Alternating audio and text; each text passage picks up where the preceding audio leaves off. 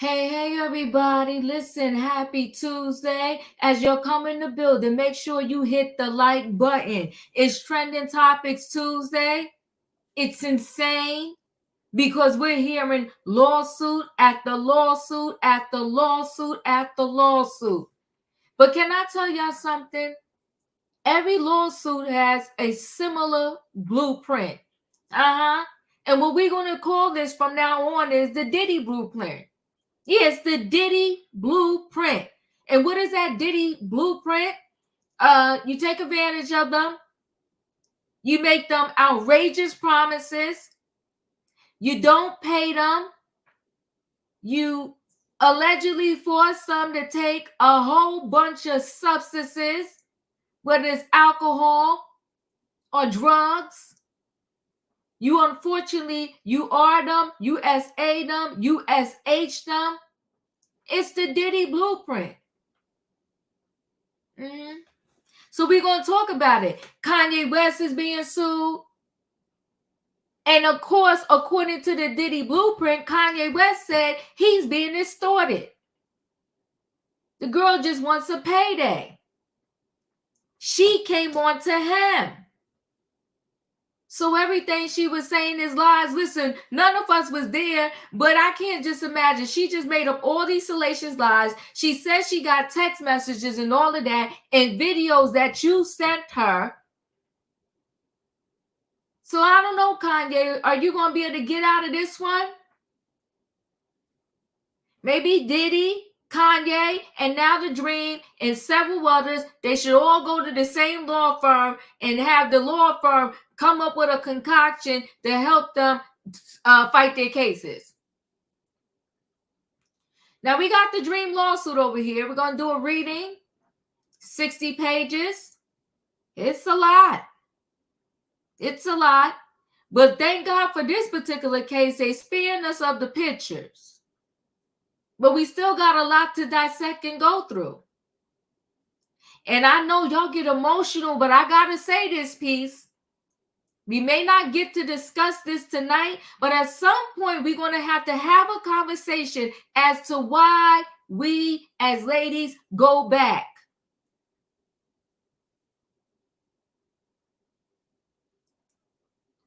We see what listen, what's that saying? When somebody tells you who they are, believe them. Little Ronnie, you didn't get paid in month 1. You didn't get paid in month 2. You didn't get paid in month 3, 4, 5, 6, 7, 8, or 9. But you kept going back thinking something was going to be different. I'm confused. This young lady here, now listen, I'm never saying no matter what, it's still not right whatever happened to them. It's not right. But this young lady here too was another one. She left the country and came back. What did you got away. You know, there's another saying that says, never look in the rear view mirror. You see, Jennifer Lopez, she looked in the rear view mirror and she saw Ben Affleck waving at her and she went back. And now it's costing her big time. Don't look back. If you get out, stay out. Don't let nobody give you no false promises. And know yourself. Want to be yourself. Somebody tell you, I'm going to get you to be like J-Lo or Beyonce or Janet Jackson or Rihanna. I got to look in the mirror and say, wait, first of all, I can't sing. I can't dance. So unless you Jesus, there's no way you're going to get me to become them. Now, if you sell me the dream that you're going to help me be the best version of me, then let's do this. You want to promise me I'm going to be the next Beyonce? Stop. You and I are going to be like Jay-Z and Beyonce. Why can't you and I just be us? Why can't we do that? But we're going to talk about it, everybody. I'm going to go ahead and bring the people in the building because we got a lot of reading to get through. Are y'all ready? Y'all know what I need in the chat, right? Because it's Tuesday. We're going to get into this lawsuit. We're going to break it down. And at the end of the day, I hope by us having all of these Diddy conversations, the Kanye West, the Jonathan Majors, I hope y'all are learning something. When somebody want to sell you a bag of coal, run. If you are meant to be what you're truly meant to be, you're going to get there. You may have to do the Cat Williams. And see, that's what some of y'all don't want to do. I can't turn on my YouTube channel and think I'm going to be one of the content creators out there that got 20 million followers.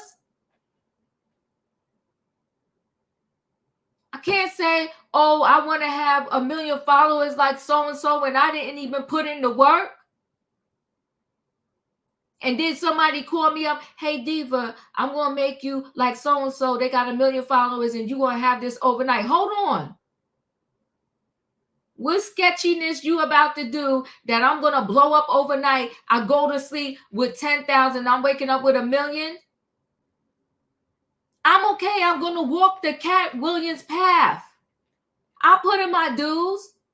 See, nobody wants to put in their dues anymore. It's a microwave society. You want to go to sleep, wake up, and be insta-famous. It's going to cost you. I see y'all. I appreciate y'all. I got the choo-choo in the chat, right? I need a what? Choo-choo. Hold aboard, everybody. It is Tuesday night trending topics, and it's called Insane. Insane. The Dream sued for Diddy-like behavior. We're going to read this 60-page lawsuit. We're going to talk about it. We're going to dissect it. We're going to get into it. Let me go ahead and bring the people on in the building. Hey, Leo. Hey, Diva, let's get into it. Come on now. Hey, in my opinion. Hey, Diva. Hey, Leo. Choo-choo. Choo-choo for Hey, Leo. hey, opinion. Hey, E. Hey, Katrina, Wayne, Tay, Julius. All right, I think we full house. Hello, everybody. Yes, we're full house. Everybody's in the building. Let me go ahead and share screen.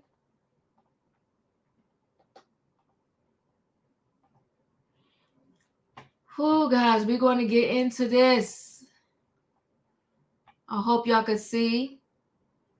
Listen, Douglas Wigdor did it again.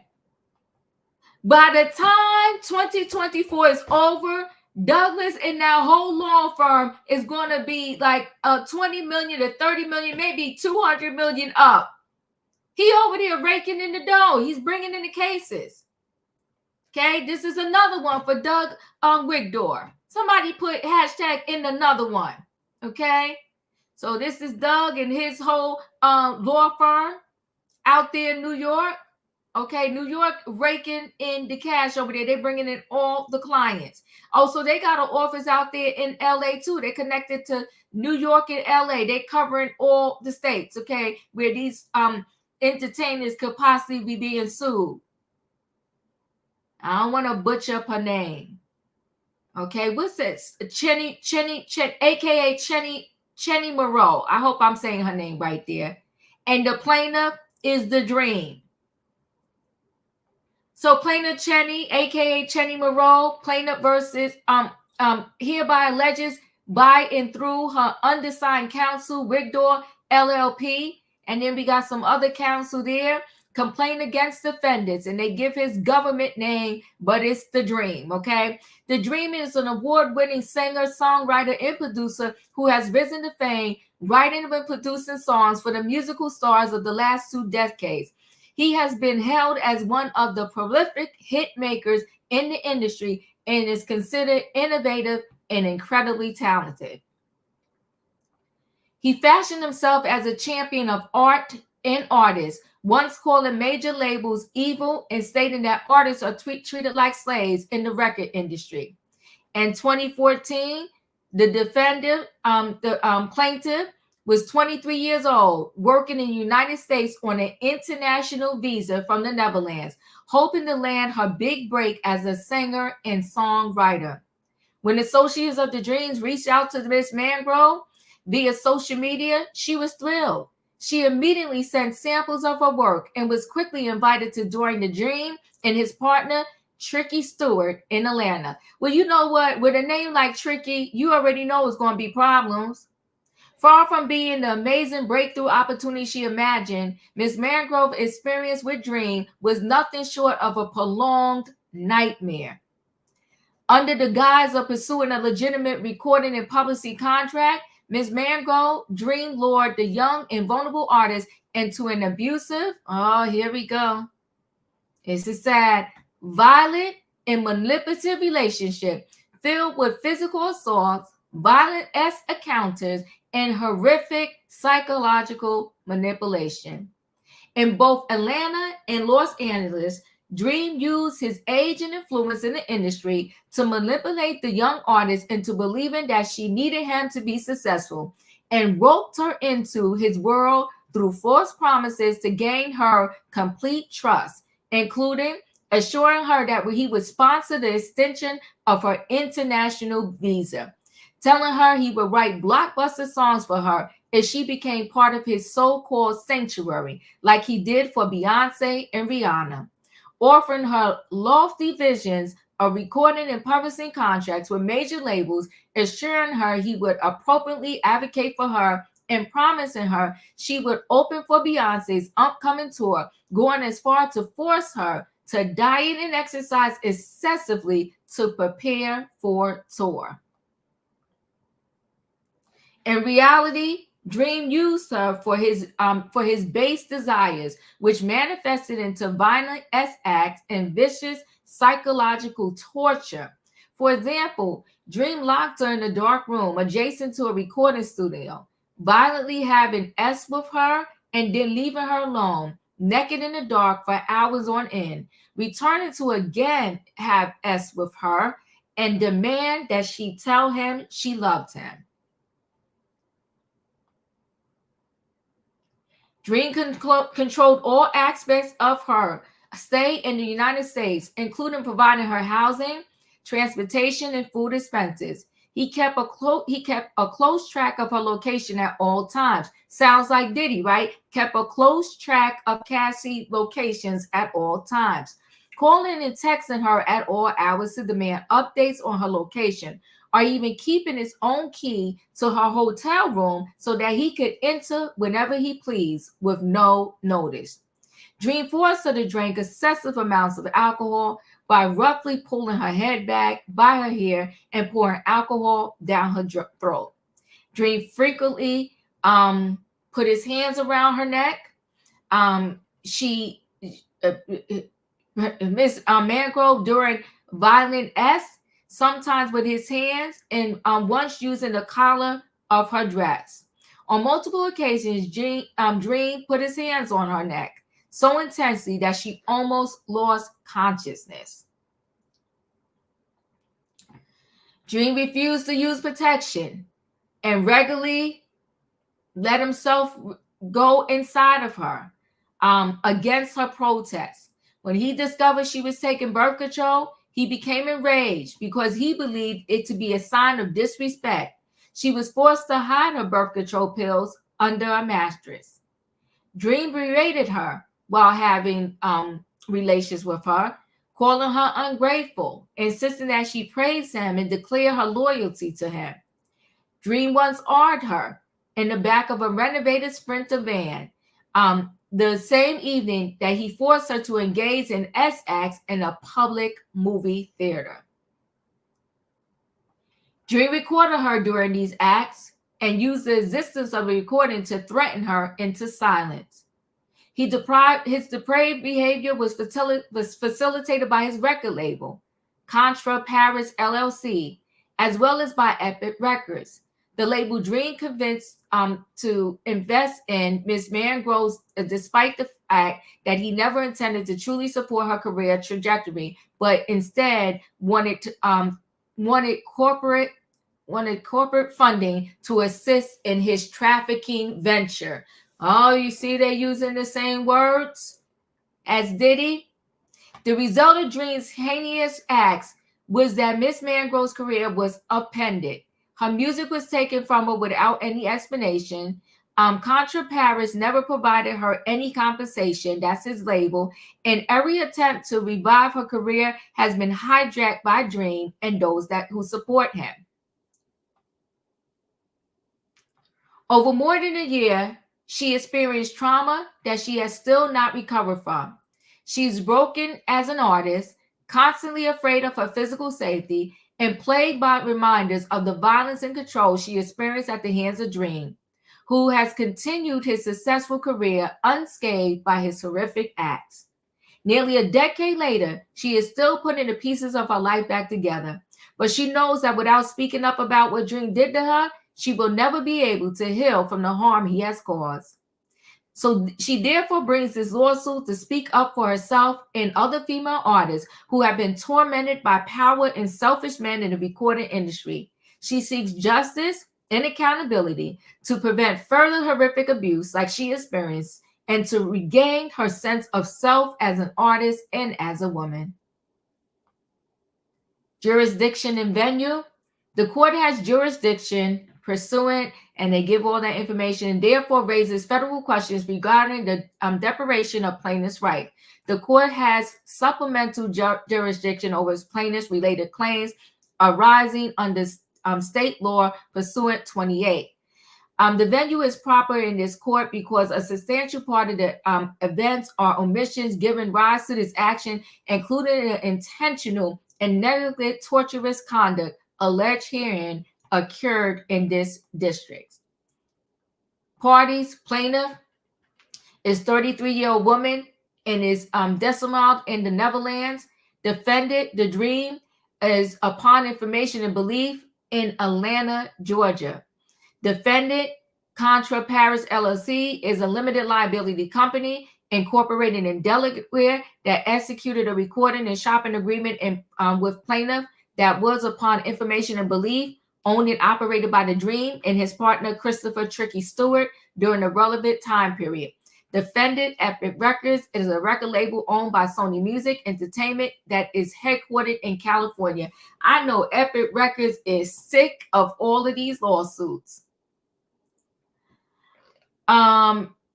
Credits. Oh, let me see. Where is it? Let me see. I'm sorry. Okay, so factual allegations. The Dream has established himself as a talented, powerful songwriter and producer and as a violent misogynist. Dream is a Grammy award-winning singer, songwriter, and producer known for authoring some of the most famous modern songs, including Rihanna's Umbrella, Justin Bieber's Baby, Mariah Carey's Touch My Body, and Kanye West, All of the Lights. He is also known as a go-to producer and songwriter for Beyonce, pinging her hit songs Single Ladies, Put a Ring on It, Run the World, Girls. I'm sorry, guys. I just lost my little thing here. Okay. Page 7. Thank you. And that's where Leo comes in. Okay, so I stop here, Run the World, Girls. Mm-hmm. Okay, thank you so much. All right, Leo, you're up. Including Partition, and is listed in the credits of every album of Beyonce's since 2008, including Beyonce's most recent album, Cowboy Carter. Oh, girl, you better get that coin. His accomplishments earned him 8 Grammy Awards and a nomination for the newly created category of Songwriter of the Year at the 65th Grammy Awards. Dream also recorded and released his own music on various other labels, including Def Jam Records, Def Jam Recordings, and Capitol Records. Dream is also well connected in the business side of the music industry, being named Executive Vice President of A&R at Def Jam in 2012, where he signed and produced new artists to the label.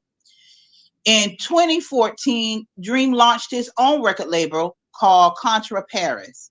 He incorporated the label as a limited liability company, Contra Paris LLC, in Delaware in December 2014. According to Dream, Contra Paris was a designer and culture label, or an art label, founded along with Jay-Z. There go that name again, Jay-Z. It's hitting close, ain't it? Mm-hmm. As he said in one interview, it's about art overall, period. Anything that's art, we are trying to get into.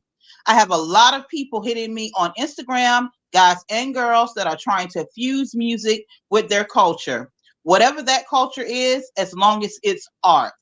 It's not clear if Contra Paris ever signed any artists to its label aside from Miss Montegro, or whether any records were released by the label. Today, the Contra Paris website appears partially defunct and seems to function as a consignment shop for a handful of items of clothing that presumably belong to Dream. And just a side note, I went to try to look up that website or that consignment shop, and it's been blocked. It's shut down as of today. Oh, so Dream has Dream has regularly maintained that he has a soft spot for women. In an interview with the New York Magazine, he was commended for his song celebrating tough cookie feminism, and was quoted as saying, I've always had a soft spot for women because of my mom. Just their power.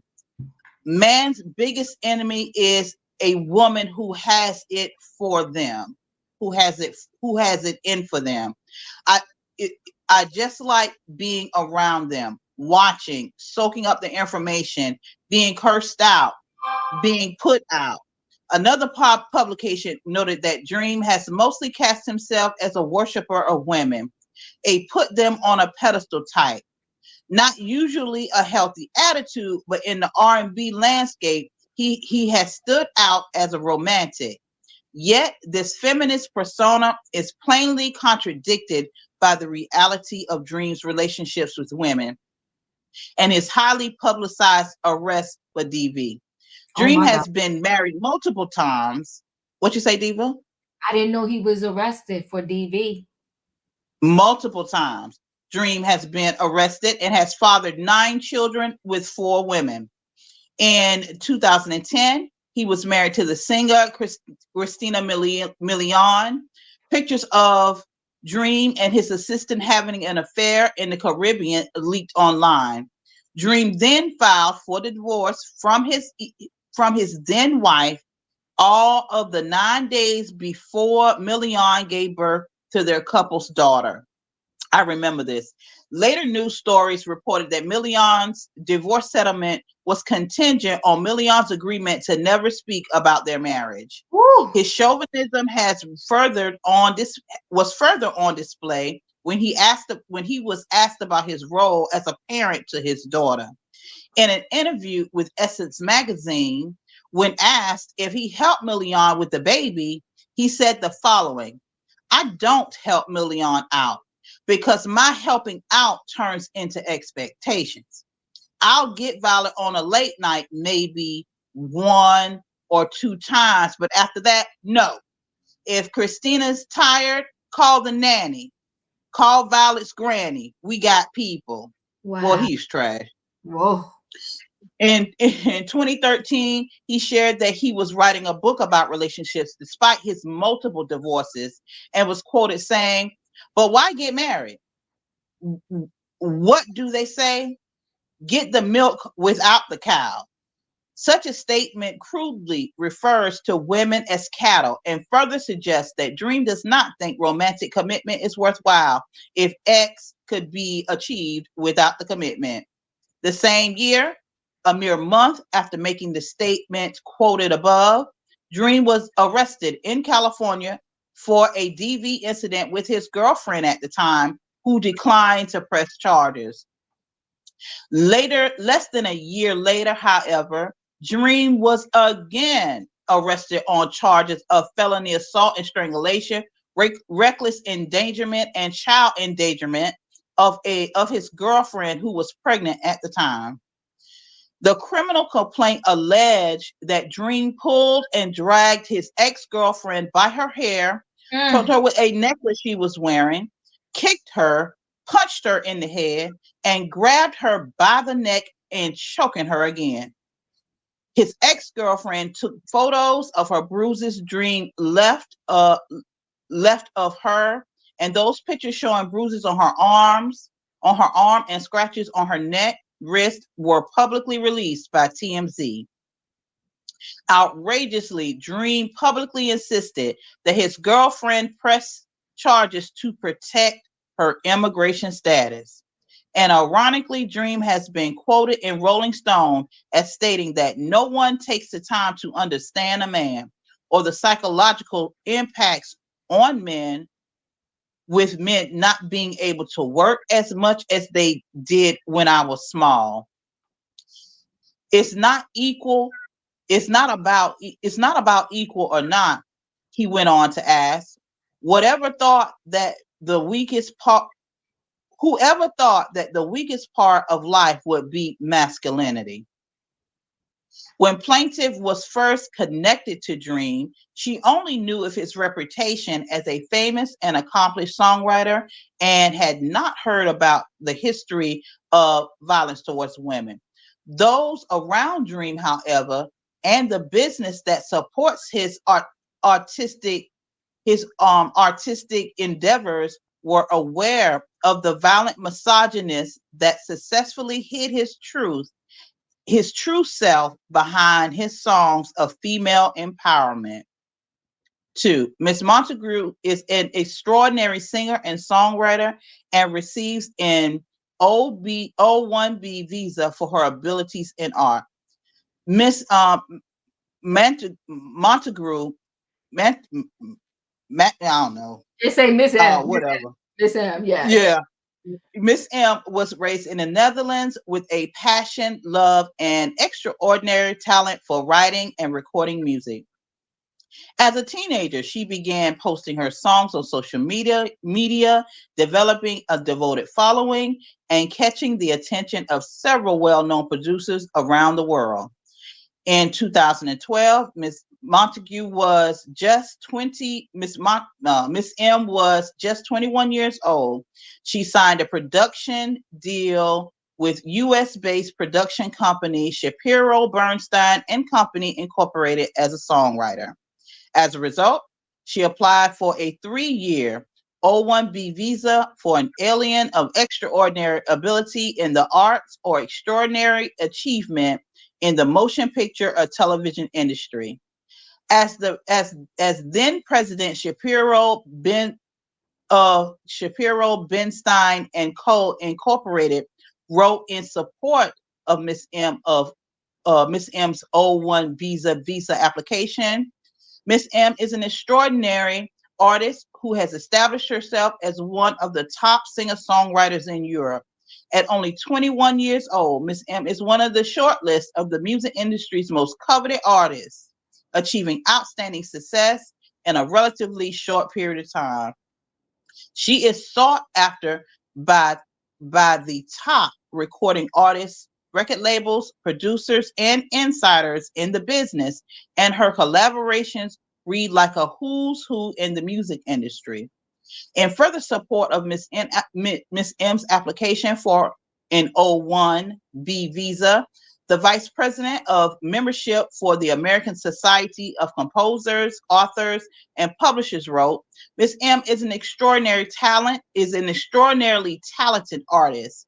In her native Holland, she has earned a reputation as one of Europe's most compelling and creative singer-songwriters. It's not often that a foreign songwriter like Miss M makes such an impact this side of the Atlantic. It's a testament to her spectacular talent and ability that at the tender age of 21, she is on the short list of the music industry's most coveted artists. Not surprisingly, Miss M was awarded a 3-year O1B visa and began frequently working in the United States through 2012 throughout 2012 through 2015 as a songwriter for Shapiro, Bernstein, and Co. Incorporated. Throughout this time, Miss M continued to post her work on social media, including Instagram, which is how she ultimately connected with Dream. Dream and his team, Dream and his team make false promises to lure Miss M to Atlanta. In late 2014, Miss M was considering her options once her O-1B visa expired by 2015. She knew that she wanted to focus on her own recording career, and as a result, was speaking to several well-known producers about potential next steps in sponsorship of her visa renewal. It was around that time in late 2014 that Dream's childhood friend and personal security detail, Chris Garland, reached out to Miss M via Instagram and asked her to send music to share with Dream's manager, Merrick. At that time, Dream and Thank his you, creative Leo. partner. Leo. Oh, I'm Leo. good? Okay, thank you. It's opinion. Opinion, you're up. Number 47, I think we on. Okay. At that time, Dream and his creative partner, Christopher Tricky Stewart, had reached an enormous success, including producing and or songwriting for Beyonce, Rihanna, Britney Spears, Mariah Carey, and Justin Bieber, producing 5 of his own studio albums and receiving several Grammy Awards nomination and multiple wins.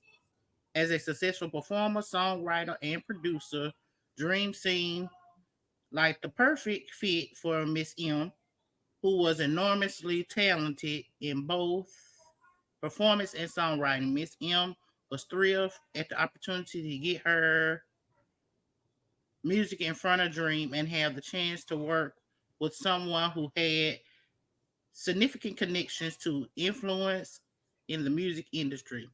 She therefore immediately sent Garland some of her music. Garland quickly responded that he would arrange a meeting between Miss M and Merrick. Miss M happily said that she would meet with Dream and his team. In January 2015, Miss M was already in Los Angeles. Merrick reached out to Miss M and arranged for her to fly to Atlanta to meet Dream. She arrived in Atlanta on January the 29th, 2015, where Garland picked her up at the airport and told her that she would be meeting Dream at a club that evening because Dream wanted to observe how she handled herself in a club atmosphere.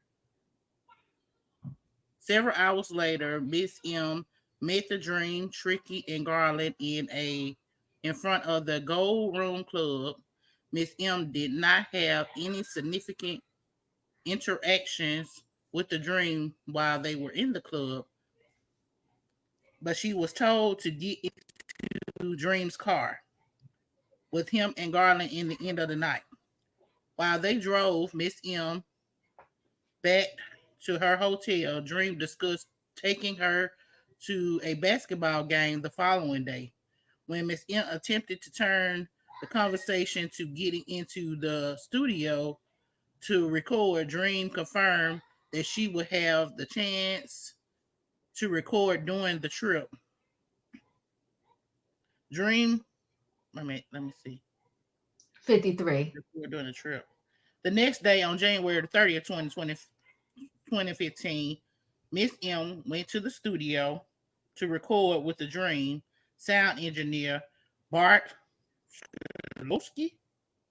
During the recording session, Miss M recorded a verse of the song Transparent, which was supposed to be part of Dream's forthcoming 2-part EP Crown Jewel. While the official release of Crown Jewel was delayed, the song eventually leaked online.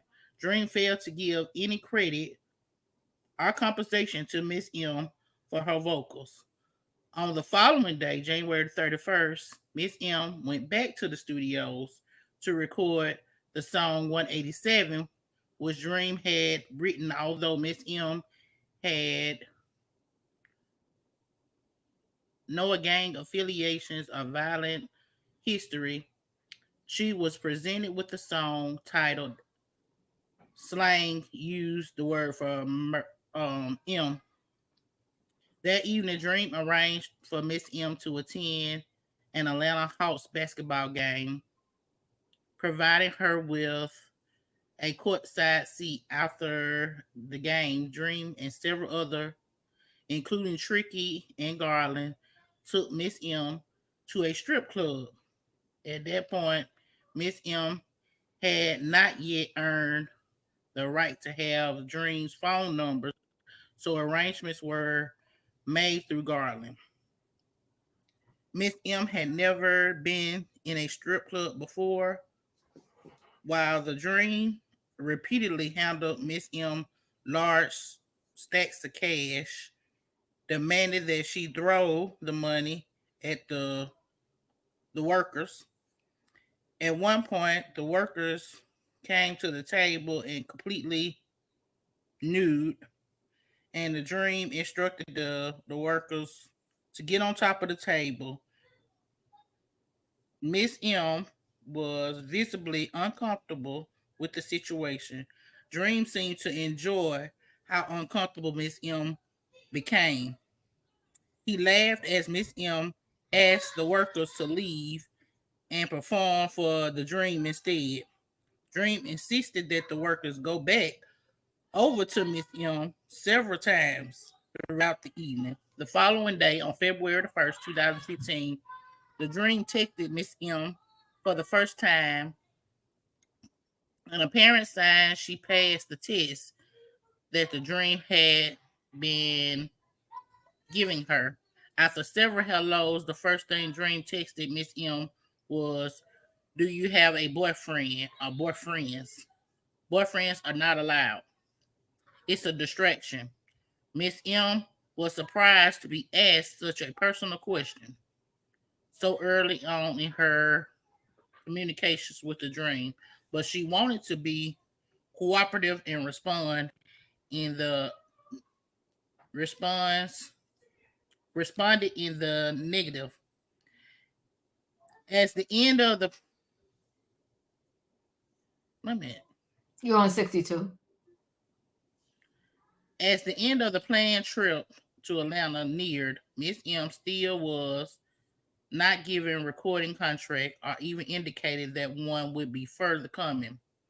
But she remained optimistic because the Dream and his team repeatedly expressed how impressed they were with her vocals and how much they liked her voice and her genuine style. Finally, shortly before she was scheduled to leave, Dream told Miss M that he wanted to sign her to his label, Country Paris LLC.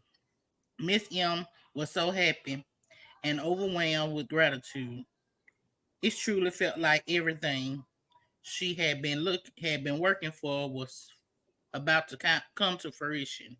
Dream told her that he would make her the next Beyonce and Rihanna.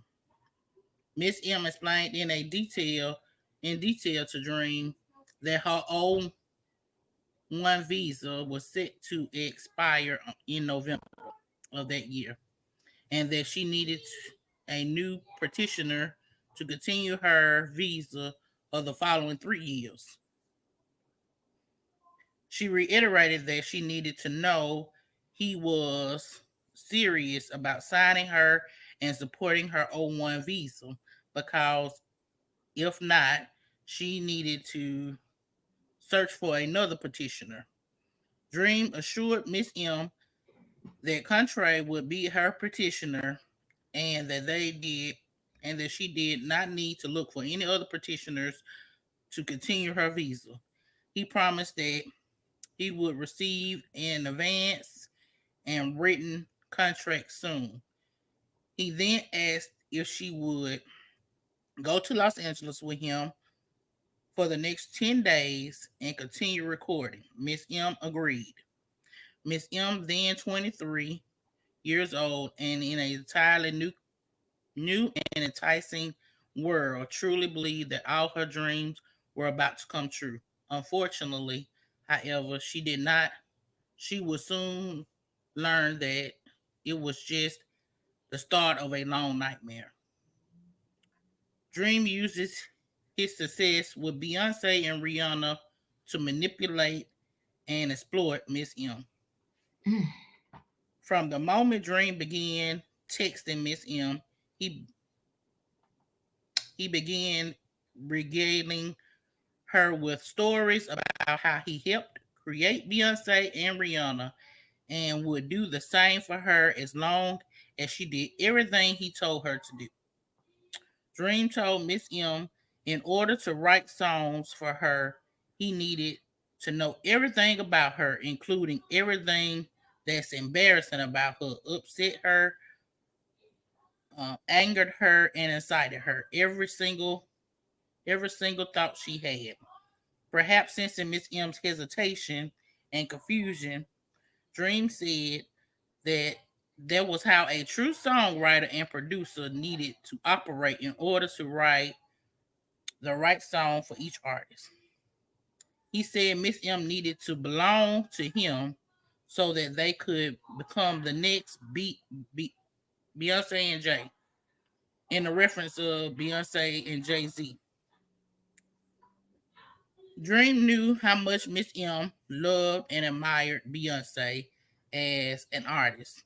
He regularly used Miss M's admiration for Beyonce as a way to manipulate Miss M, telling her the only reason he achieved such great success with Beyonce is because they created a sanctuary together, which allowed him to know Beyonce in a way that others could not. And coincidentally, he could write the best songs for her. Dream explained that a sanctuary was an even stronger than a spousal connection because it was about the art. Being a part of the sanctuary with the dream meant that Miss M was required to disclose all her secrets and thoughts and become trusted partners with him. He said that his relationship with Beyonce was so close that he knew about Beyonce's pregnancy before her husband Jay-Z. For example, Dream texted Miss M, I need to know things you think of embarrassing that you think are embarrassing about to further instinct. I'm going to be your better half of this goes where I think it's going.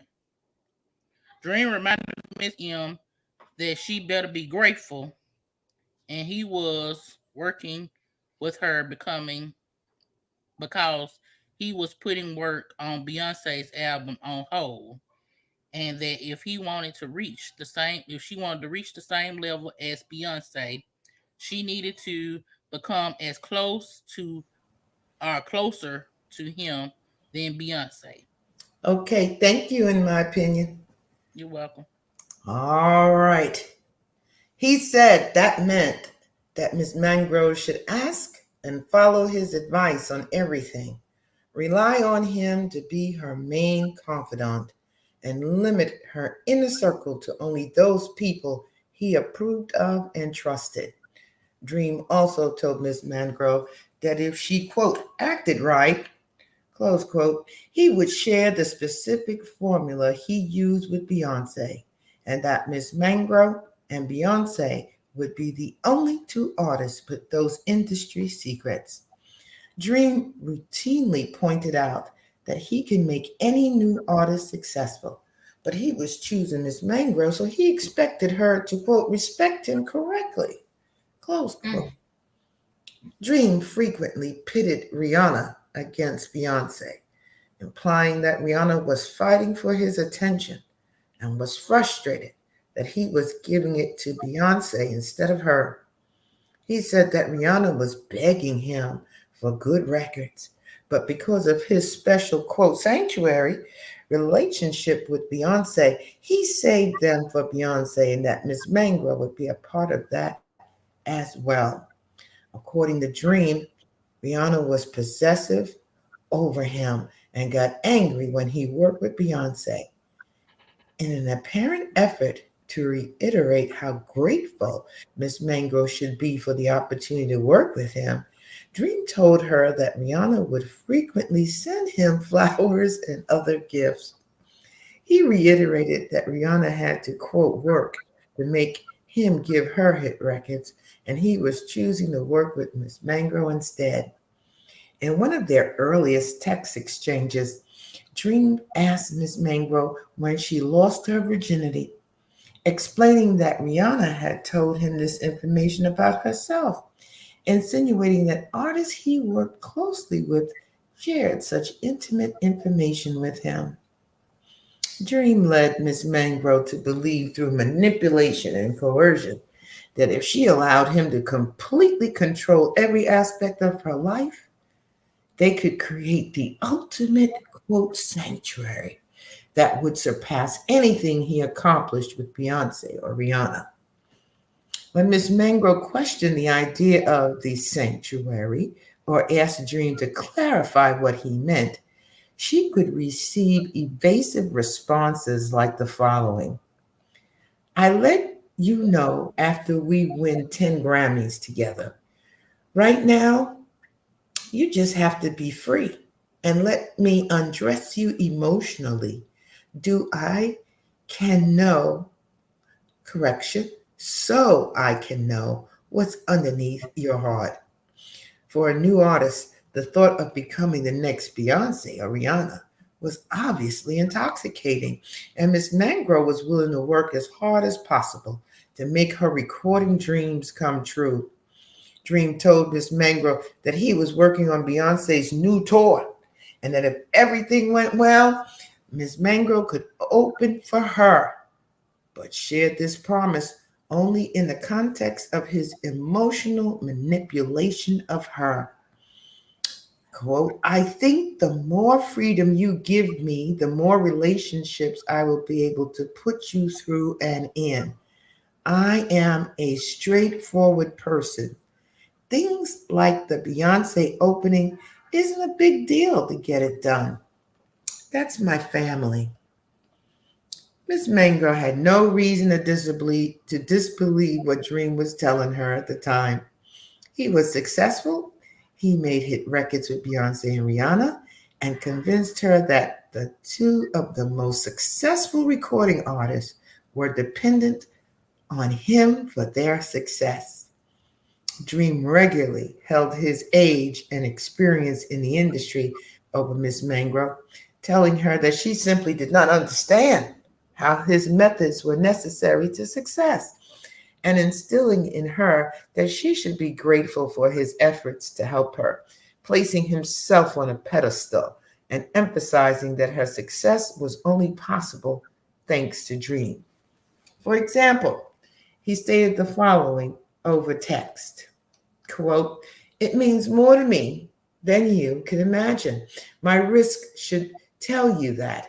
In your mind, you should know that I'm risking something far greater than anyone ever has for and with you.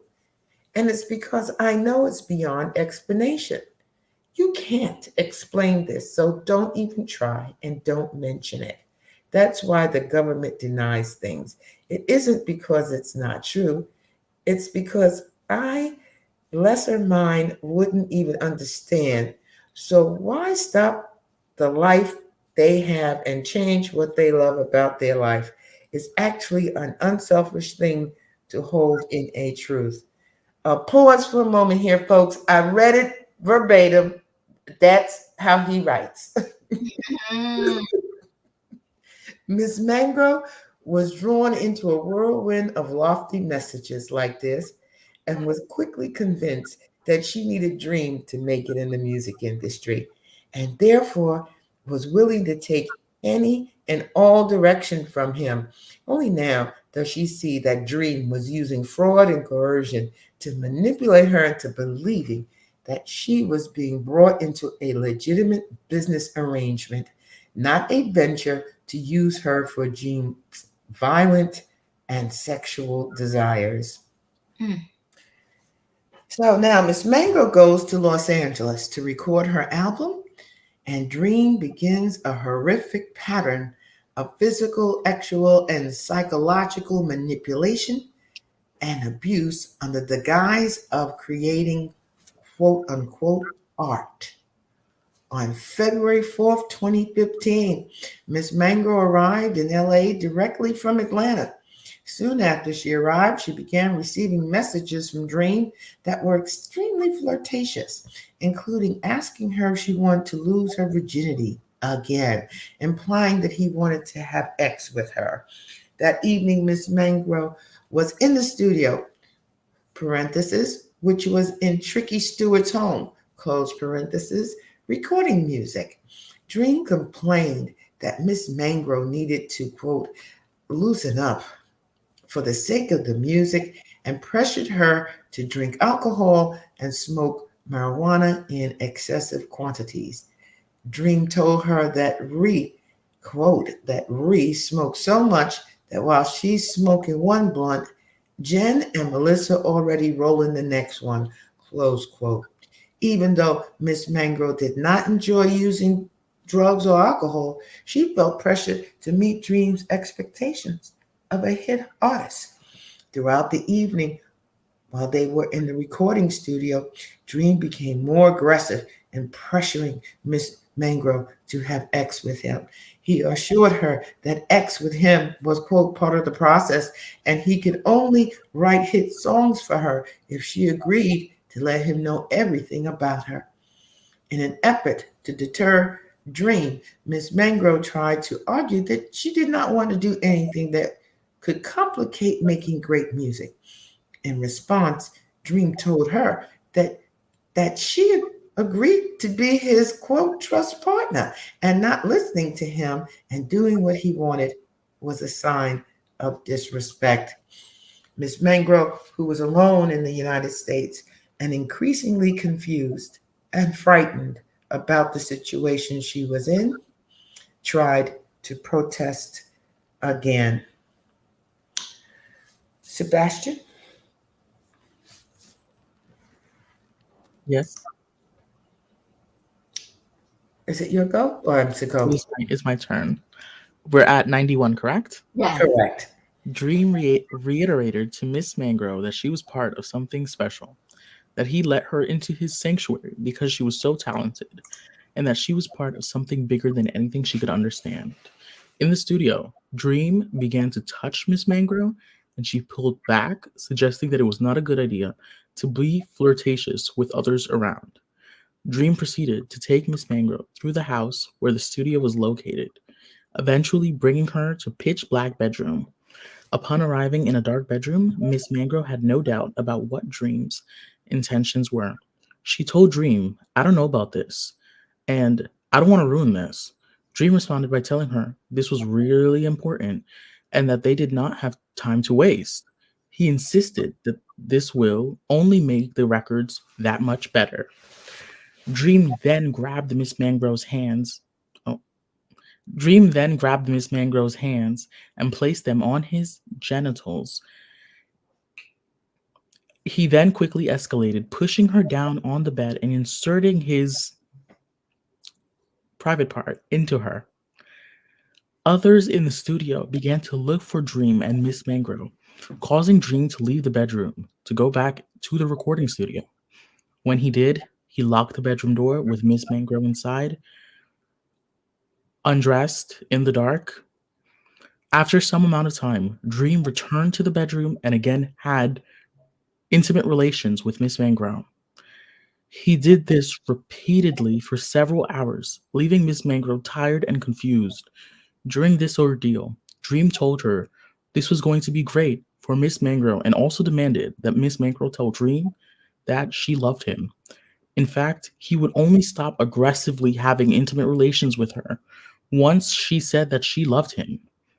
When Dream finally left, I'm sorry. it's okay. What number are we on? We're at the bottom. When Dream finally left. Okay, there we go. When Dream finally let Miss Mangro leave the bedroom, it was around 6 a.m. The sun had risen and most of the people from the studio had left. However, did see her and Dream leave the bedroom at that hour. Tricky did see her and Dream leave the bedroom at that hour. She returned to her hotel confused, but tried to remain grateful and hopeful for what she believed was her big break. Given Dream's pressure and insistence, Ms. Mangro felt it was useless to continue protesting. Instead, she tried to convince herself that it was consensual, intimate interactions. It was easier to believe what Dream was saying than to face the reality of the situation. That a famous and significantly older music producer was using his influence and power to make a young woman on her own in a foreign country have intimate relations with him. Dream later texted Miss Mangro and acknowledged that he pressured her into having. I'm sorry. It jumps too far. Okay. What you need to do is press the down button on your keyboard instead of just Okay. dragging. Okay. So wait, which number are we on? We are on a little further down, a little further down. Okay, Dream Tester, 99. 99. Okay. Dream later texted Miss Mangro and acknowledged that he pressured her into having intimate relations with him. In particular, he texted, "Entering you is like walking through a door of roses. Sure, there are thorns, but isn't it beautiful? Diamonds can't be made without pressure. Nothing great can." On February 7th, 2015, Dream texted Miss Mangro, "We are married through art, and I won't ever let anyone take advantage of you, and will perfect you to the end, like a knight." Unfortunately, it was Dream who Miss Mangro needed protection from, and there was no knight willing to help her when she needed it the most. Throughout her time in Los Angeles, if Miss Mangro and Dream were in the studio at the same time, he expected her to be available to have relations with him whenever he demanded it. Dream refused to use any protection. While she was in Los Angeles, Miss Mangro became sick with strep throat and was given antibiotics to treat it.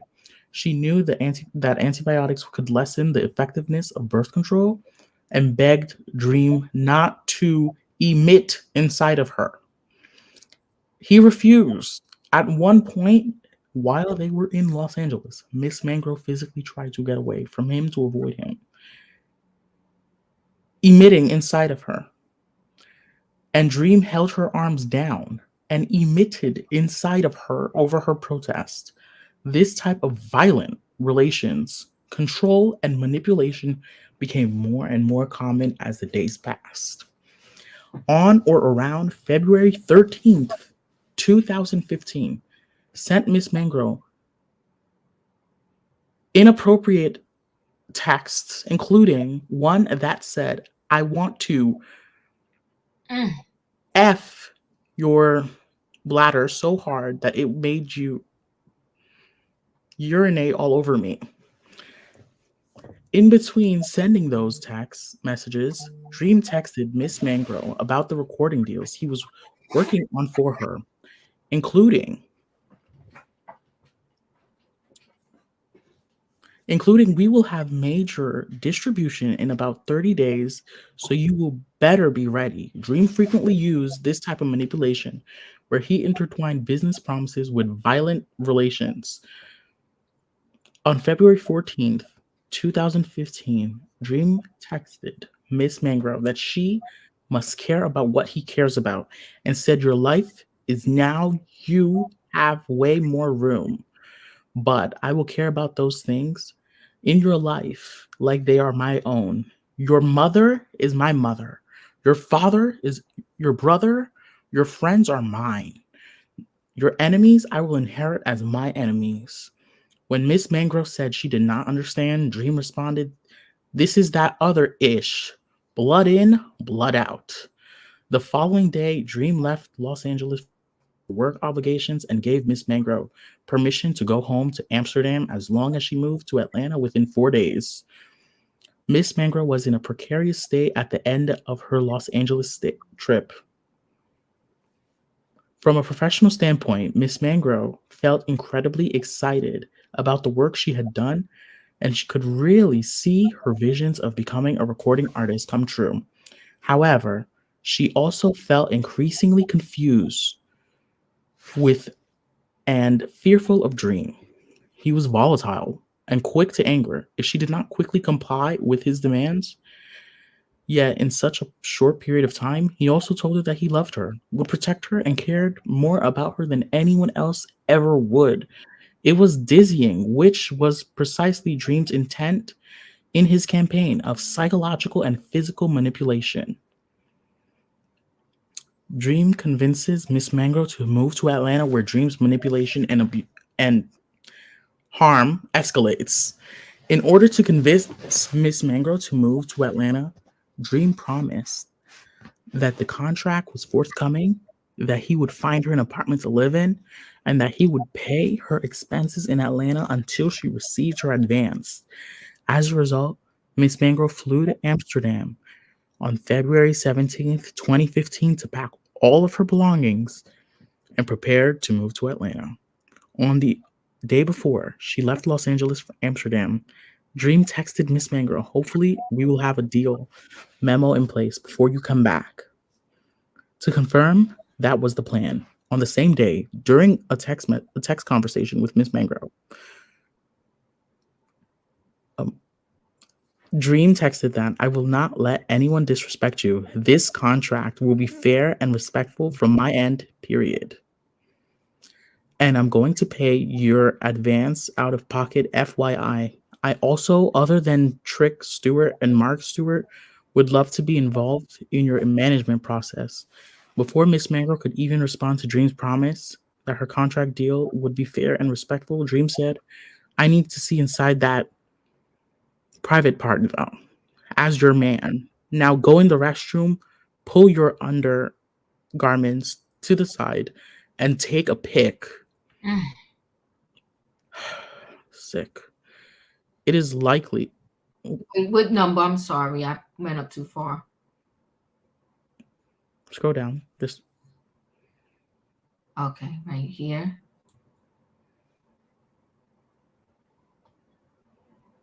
It is unlikely 113. a coincidence. 113. Okay, thank you. It is unlikely a coincidence that. Oh yeah, because Miss Mangro is also a songwriter. She asked Dream whether the contract would include publishing a deal as well. In response, Dream said he would love to do all of her stuff, and that he already told Big John, also known as John Platt, the then chairman and CEO of Warner Chappell Music, once Miss Mangro was finished with the label, he would get with him to get her a job or get her a pub deal in place. Dream then told Miss Mangro to have her attorney put in any and all contracts that her option is always to go with Dream if there ever is a departure of Dream and Trick working together. This is what is referred to as a key man clause. While Miss Mangro was in Amsterdam, Dream texted her incessantly, asking whether she was behaving, where she was, and what she was doing. On February 18th, 2015, Dream told Miss Mangro via text message that Rihanna had just sent him a intimate text and a not so subtle hint to remind Miss Mangro to be grateful for him because Rihanna was allegedly interested in him. On February 19th, 2015, Dream texted Miss Mangro, "You belong to me now. I'm your mother and father and everything." Oh my God.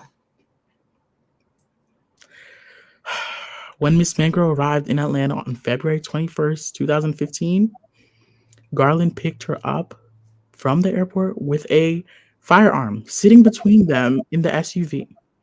He told Miss Mangro that she needed his protection because Atlanta was a crazy place. She discovered later that Garland was often carrying Dream's firearms because Dream had a pending DV charge and was not permitted to have weapons. Miss Mangro was put in an isolated residence inn, which was not within walking distance of anything. It did, however, allow Dream to come and go.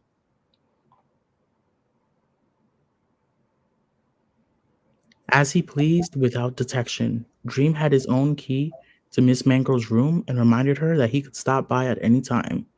And he frequently did enter her hotel room with little or no notice. Miss Mangrove, who could not drive and was relying on Dream for money for all of her expenses because she had not yet received her contract and advance, was essentially trapped in the Residence Inn unless Garland took her somewhere. While she occasionally used Uber, Garland reiterated that it was a safety concern and that Dream expected him to transport her. Garland made sure to let Miss Mangrove know how closely he was watching her when she took Ubers, as he would ask her why the Uber driver took a certain route, whether the driver was trying to talk to her, and how much she spoke to the driver. Dream became increasingly controlling. After Miss Mangrove moved to Atlanta, he told Miss Mangrove that she needed to check in with him every day. She needed to be available to him whenever he called, and that she should depend only on him for anything she needed. Miss Mangrove was no longer allowed to attend events or go to clubs with Dream. She was expected to stay in her hotel unless she was recording or at the gym. Garland regularly texted her to ask what she was eating and telling her to go to the gym while making unannounced visits to check on her. Dream forced Miss Mangrove to change her social media handles to include references to Contra Paris and regularly demanded that she remove certain posts from her social media, thereby further isolating her from the outside world. Thank you, Sebastian. Katrina, are you back? All right, we're on 126. I don't think she's there. We're going to go to the next person. Felicia. Is E there? I'll read. I am here. Okay. Thank you, E. 126.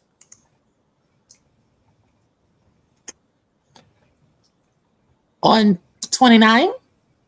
126. 126.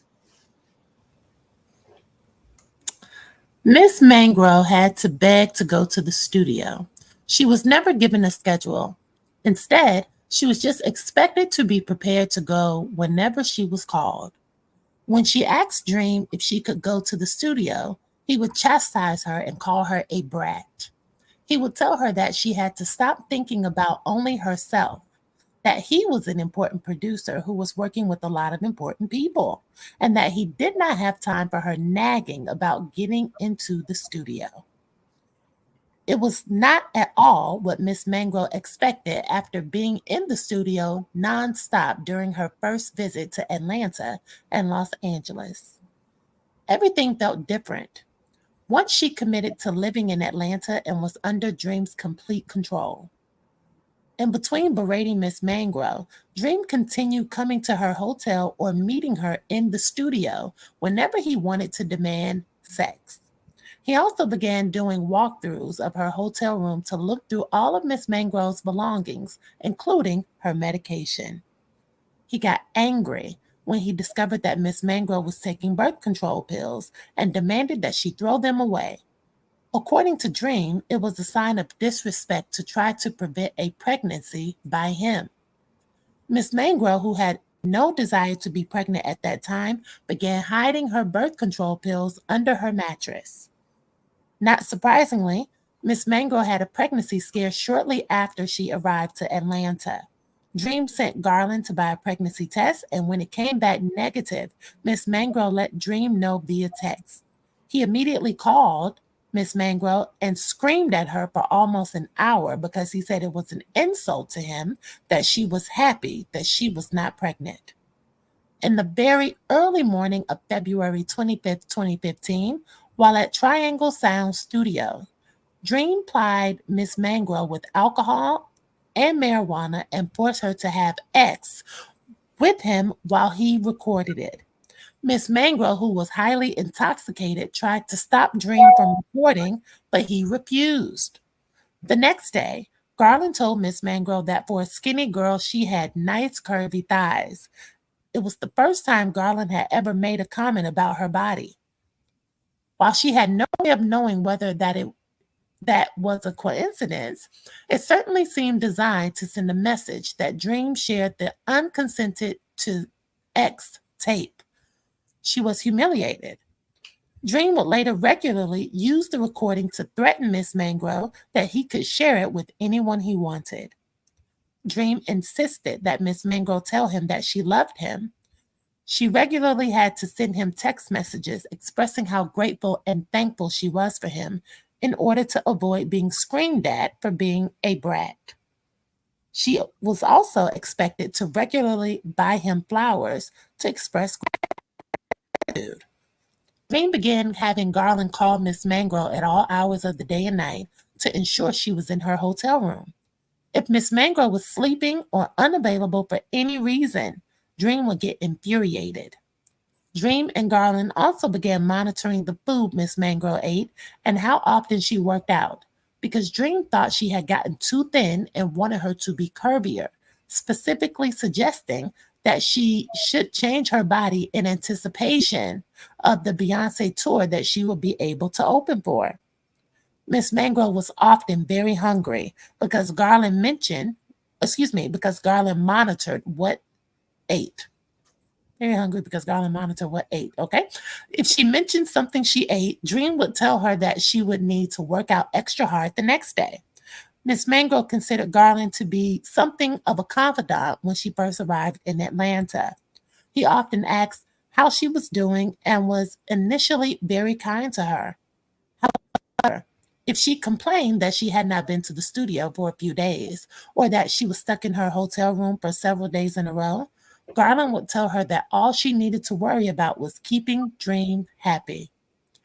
As he explained, in sum and substance, if Dream says something is vanilla, even if you see and know it's chocolate, if Dream tells you it's vanilla, it's vanilla.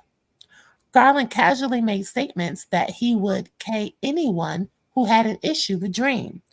Given that he regularly displayed his G, Miss Mangro took his statement as a veiled threat. Miss Mangro continued to ask when she would be allowed back in the studio to record, but Dream continued to push it off. She also asked if she could start writing songs, given that Dream said her deal would include a publishing, songwriting component, but she was not permitted to write anything.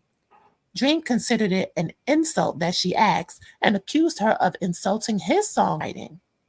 Miss Mangro continued asking about her contract. On February 28, 2015, Dream said that her contract would be finished soon and again ordered Miss Mangro to ensure that her attorney inserted a key man clause into her contract with Contra Paris. As Dream wrote in an email to Miss Mangro, basically no matter terms or partners, ultimately you choose to exit binding participants in contract other than Terrius Nash, aka Dream.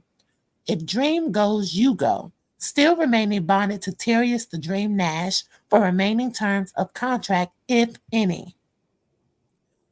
With little to no authority or freedom, Miss Mangro continued to tell Dream what he wanted to hear, that she was loyal to him, and that she wanted the key man clause and that she loved him. During the second week of March 2015, after a few weeks in the Residence Inn, Miss Mangro discovered bedbugs in her room and asked Garland to place her in a new hotel. For reasons known only to Dream, Miss Mangro's request infuriated him. He screamed that she was trying to take advantage of him, that she was not loyal, and that she was a brat. Miss Mangro tried desperately to explain herself, but Dream's anger continued to escalate. He told her that it was her fault that Beyonce's album was delayed, and he had the right to tell her what to do to him, to make it up to him. He demanded that Miss Mangro apologize to him for the delays to Beyonce's album while he forced her to perform S by commanding oral S. Dream roughly shoved his pee inside Miss Mangro's mouth until she was choking. When she attempted to signal with her hands that she was choking, he said that he was her boss and continued forcing himself inside of her. Eventually, Dream began to see Miss Mangrove with both hands. As she began to pass out, Dream continued to scream that she was taking advantage of him. Dream stormed out and left Miss Mangrove in shock and with several bruises on her neck. Fortunately, she knew that Dream was leaving town shortly, so she would have a few days to recover. Dream never apologized or mentioned the strangling incident again, and unfortunately, it would not be the last time he became physically with Miss Mangrove. On or around March 14, 2015, Dream left Atlanta to handle work obligations elsewhere. Miss Mangrove wished him a safe flight before he took off, but when she did not text him the following day, Dream texted her, "You know damn well you need to check in." During the next few days, Miss Mangrove made sure to say hello or good morning. When she missed one day, on or around March 21st, 2015, Dream texted her, "You're not checking in." Miss Mangrove responded that she had checked in with Garland every day as she was required to. On the following day, Dream texted Miss Mangrove to say, "My international wife, I think it's time for me to hit that P. When are you having my baby, 2023? When Miss Mangrove did not immediately respond, Dream texted, "You're ignoring me now." Miss Mangrove immediately responded in fear, "No, I'm not ignoring you. I'm studying." Dream then threatened Miss Mangrove that he was going to drive over to where she was and said he was on the way, even though Miss Mangrove later learned he was not even in the state at the time. When Miss Mangrove did not respond quickly enough, Dream texted, "This is death," ignoring, "You better not be cheating on me." As soon as Miss Mangrove saw her messages, she told Dream that her phone was on silent to try to placate his escalating anger. When Dream returned from his trip, Miss Mangrove tried to focus on recording and staying focused on her goals while keeping Dream as calm as possible. On the rare occasions that Miss Mangrove was allowed to go into the studio, Garland said that Dream told him to make sure she was liquored up before getting there. If Dream was at the studio when Miss Mangrove arrived, he would check to make sure she was intoxicated, and if he did not think she was drunk enough, he would forcefully pull her hair back and force her to drink more alcohol. If Miss Mangrove wore her hair in a ponytail, Dream would roughly yank her head back and pull out her hair tie. Miss Mangrove had become so isolated and dependent on Dream for food and shelter in such a short period of time that it became increasingly difficult for her to comprehend the reality of her situation. Miss Mangrove is signed to Contra Paris and Epic Records.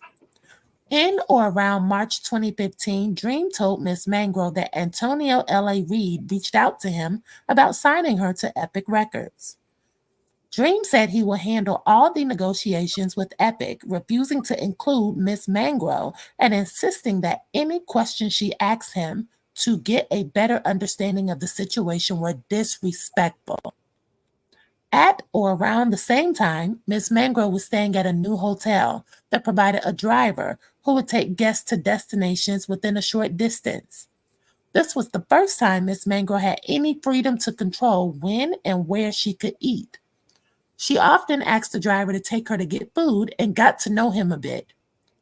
After several weeks, the driver expressed concern for Miss Mangrove because, as he said, she was always alone. She never left the hotel except to get food, and she did not appear well. It was the first time that Miss Mangrove had any real contact with anyone other than Dream and the people he surrounded himself with. She felt embarrassed and ashamed that the driver could tell something was wrong. Miss Mangrove knew that her physical and mental state was deteriorating and was trying to figure out a way to go back home until she had her recording contract in place that she believed could protect her from Dream's control and abuse, especially given that most of her time was spent alone, just waiting for Dream or someone from his team to tell her she needed to be in the studio. Dream, who was married, had a child on the way in May 2015, so he was more distracted than usual. Miss Mangro used that time to ask if she could leave for a few days to visit her mother. Dream told her that she could only go home if she left all her belongings with Garland.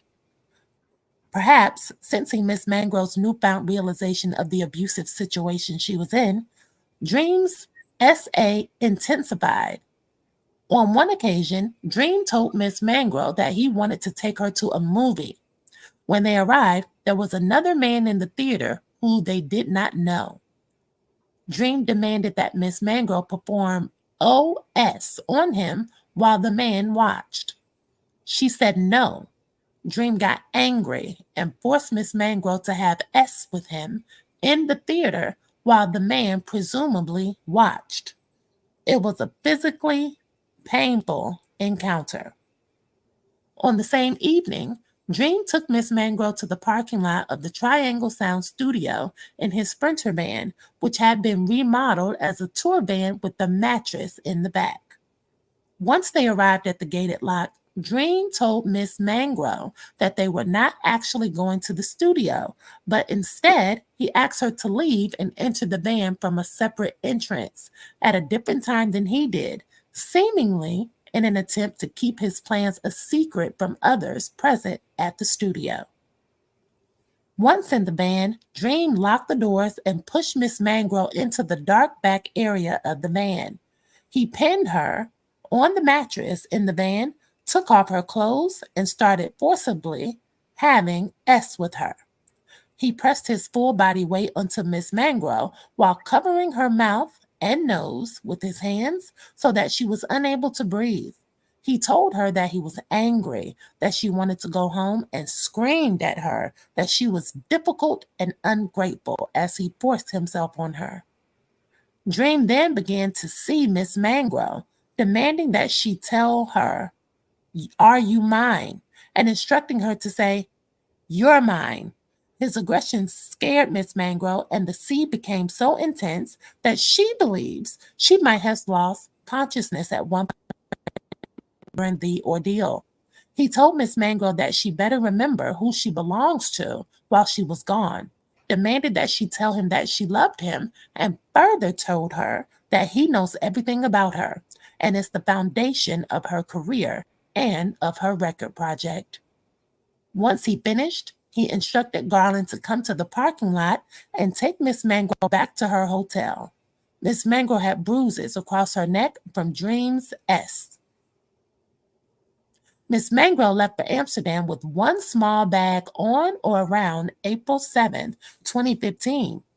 At that time, Dream instructed Miss Mangrove that she could only be in Amsterdam for a few weeks as the recording contract and distribution deal were finalized and executed. In or around April 11, 2015, Miss Mangrove texted Dream about a Billboard magazine interview he did that had just been published. Previously, he told her that he was going to discuss her as one of his new artists in the interview. She never came up in the interview. So she texted Dream to ask why was she not mentioned. It was an innocent inquiry, but caused Dream to fly into a rage. He sent several pages of text messages in response saying, "It wasn't about you. It was about me. Don't patronize me, Shawnee. You know I'm smarter than that. And stop being so selfish. Don't ever call me about something so minute again, please. You treat me like I'm some side B or something, or as if I'm not important just because I made you important. I'm giving up. I'll let everyone know where we stand." Miss Mangrove, who was just excited about the possibility of being mentioned in the article, was completely taken aback by his reaction because he was becoming more and more unpredictable. She realized that anything she asked him had the potential to make him angry, and that she had no way of knowing what would and would not cause such an explosive reaction. She was very thankful to be having the conversation via text instead of in person. Dream refused to speak to Miss Mangrove for several days, and she was left completely in the dark about whether he was planning to move forward with Miss Mangrove's record. Garland then texted Miss Mangrove to say he had spoken to Dream. He told her that she needed to play her role, show she was humble, show her passion and loyalty, and provide a gift to Dream as a peace offering. Garland suggested customized Contra Pair's clothing to prove to Dream that she was committed. Dream eventually responded to Miss Mangrove. She was forced to reiterate how grateful she was for him, tell him that he meant everything to her, and so forth. She continued texting Dream good morning to ensure that she was checking in as he ordered. On or around April 16, 2015, Dream texted Miss Mangrove to say that Reed and Epic Records were going to be their partner on her record deal. This essentially meant that once she signed a recording contract with Contra, she would sign a distribution contract with Epic. Once both of the contracts were signed, Miss Mangrove's album could be finalized and released. On April 21st, 2015, while Miss Mangrove was still in Amsterdam, she finally signed the Contra contract. The Contra contract was a recording and shopping contract that provided Contra with the exclusive rights to an all audio and audio-visual recordings, in addition to a 6-month time period to enter into or substantially negotiate a distribution agreement. The Contra contract specifically noted that Dream was an agent of Contra, and upon information and belief, he was also the principal of the LLC. On May 1st, 2015, Miss Mangrove then signed the Epic Records contract. On the same day, Dream texts Miss Mangrove, "It will always be mine. Not just your pee, all of you. Your blood, your mind, your heart." Dream maintained complete control over communications concerning Miss Mangrove's deal and Epic. He refused to connect her to anyone directly or even to include her in an email or text chains with the executives from the major record label she was now signed to. Miss Mangrove meets with representatives from Epic and Dream, becomes jealous, possessive, and violent. Miss Mangrove had a return ticket booked to Atlanta for May 12, 2015. She texted Dream to confirm that he wanted her to return on the date, but given that his son was just born a few days earlier, he told Miss Mangrove that he will let her know when to return to Atlanta. Finally, in late May 2015, Miss Mangrove was told that Reed and Joey Agberty, former executive vice president A&R at Epic Records, wanted to meet her in person. She returned to Atlanta on or around May 26, 2015 to prepare. Dream told her to practice 3 specific records for the meeting: Married to the Game, 187, and Road. However, when they got to the studio with Reed, Dream began playing a 4th song called Cream, one that Dream specifically refused to send to her to allow her to practice in an effort to embarrass and sabotage her in front of Reed. Thank you, After Miss E. Mangrove, thank you. Thank you so much. Leo, are you there? Yes. Can you please read page 38 through 45, starting at 180, please? All right. After Miss M performed, Dream turned his chair toward her and placed his hands on her bare inner thigh and stroked her leg in front of Reed and Arbery while the group spoke about her performance. It was humiliating. Miss M and served. Oh, it was humiliating for Miss M and served only to assert Dream's dominance over her. During the group's conversation, Reed said that he liked how sexy Miss M was, which infuriated Dream. After Reed and Augury left the studio, Dream mentioned Reed's comment and forcefully had relations with Miss M in the vocal booth while Garland guarded the studio door. It was so rough and painful that Miss M began to bleed vaginally. Miss M did not want to have relations with Dream at the time and certainly did not consent to the physical violence or force he used during the encounter. During this trip to Atlanta, Miss M celebrated her 24th birthday, and she posted a selfie to social media to celebrate the occasion. Dream immediately texted her to delete it. She quickly complied. Dream replied, "You can't keep doing and undoing. If you don't get it, just say you don't, and we can move on. I got my own ish to worry about." It was yet another not so subtle threat that if Miss M did not do exactly as she was told, Dream could destroy her career. Miss M flew back to Amsterdam on or around May 29, 2015 to await further details about the next steps. On or around May 19, 2015, Epic wired Miss M $35,000 in advance. It was only then that Miss M was provided any compensation for the work she had been doing for Dream since January. Miss M was told that Dream and Tricky both received $150,000 upon the execution of the contract. These people, this is too much. Miss M remained extremely confused about the next steps, but became afraid to ask the Dream about scheduling questions because he took that as a sign of disrespect. She reached out to sound engineer Schrodel, to ask if he knew anything about the schedule. She told Schrodel that Dream told her that they were going to finish recording the album in Las Vegas, but that she was not given any time frame despite trying to figure it out. Schroeder confirmed that Dream said the same thing to him, and then said, "But not allowed to ask about timing, right?" That's what he had said to me too. Vegas, wonder when. If I hear anything, I'll let you know. Miss M responded, "Yes, I will let you know too." It's crazy, right? I don't know anything about the album I was supposed to get scheduled. Nothing. Miss M also started asking Dream more questions about Beyonce's tour because he continued to regularly tell her that she was prepping for it. Dream played Miss M a song he wrote for Beyonce that featured Jay-Z.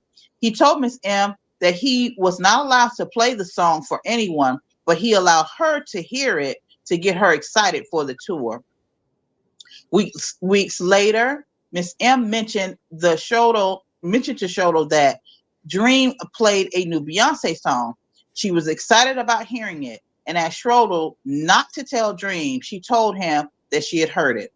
However, to her shock, Shodel told Miss M that it was an old record they had cut and that it ultimately did not make Beyonce's previous album. It was not part of a new album or tour. In fact, it turned out Beyonce was not preparing for a tour at all. Miss M started to realize that the dizzying whirlwind Dream had led her through was a mirage, and she started to fear that Dream never truly wanted to produce her record, but just wanted to control her physically and mentally.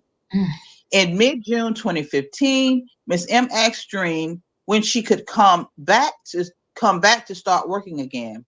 She said, "You do know you need to approve if I want to go out there. You're the one that controls my budget. Also, I can be there this weekend, so it's up to you." After Dream responded that he thought that Miss M was flying herself to Atlanta, i.e., using her own money instead of the money in her Epic budget, Miss M said that she could not do that, but she thought Dream would have to stay there, which she could not afford to do on her own. Dream then told her that he did not want to burn out your budget. We are planning on finishing the record in Las Vegas. As a result, Miss M was forced to continue waiting for Dream to provide permission to use her budget for traveling and living expenses, or to go back into the studio to continue recording her music. Throughout July, Miss M continued to wait. She was fearful of asking too many questions because the way Dream reacted. However, Dream also became angry and called her disinterested if she was not regularly keeping in touch, which was impossible to balance. In mid-July, Dream reached out to Miss M to say he was planning her first showcase for the label in August and was working on the radio edit for Married to the Game. Miss M said she was looking forward to the details, and later that same day, Dream texted her, "I need to F you now." The following day, Miss M did not immediately respond to a text. Dream texted to her, "You better not be effing cheating. Where the F are you at? Where the F you at?" Ugh. In late July, Dream began pressuring Miss M to hire Cynthia Campbell, an assistant who Dream personally knew, but who had little experience with musicians, and to pay her $15,000 for the first 3 months. He also told Miss M to move in with Miss Campbell, presumably as a way to keep close track of Miss M. Dream also scolded Miss M for failing to buy Garland a gift after her contracts were signed, given that Garland was the person who connected her to Dream.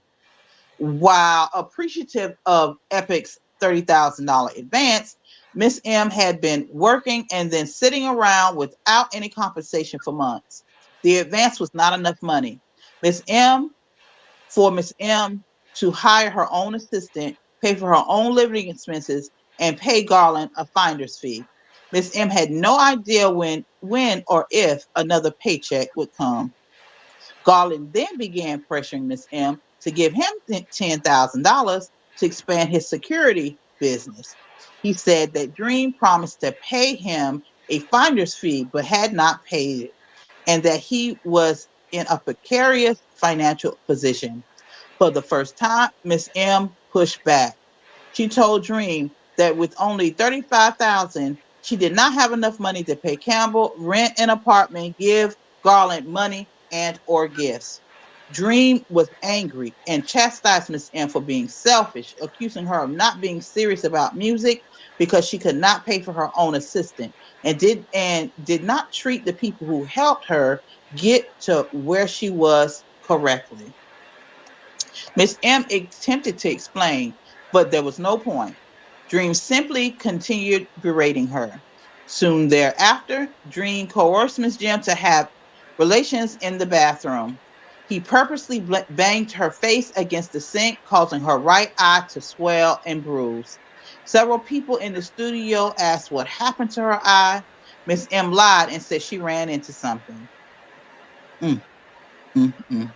Miss M tries to complete her album and is subjected to repeated abuse by Dream. By the end of July 2015, Miss M was desperate to get back into the studio, finish her work, and move on to the next step in the process. She believed that being signed to Epic would provide the necessary buffer between her and Dream. Miss M should have been given some control over her recording budget, but Dream maintained full control over it via his role as chairman of Contra.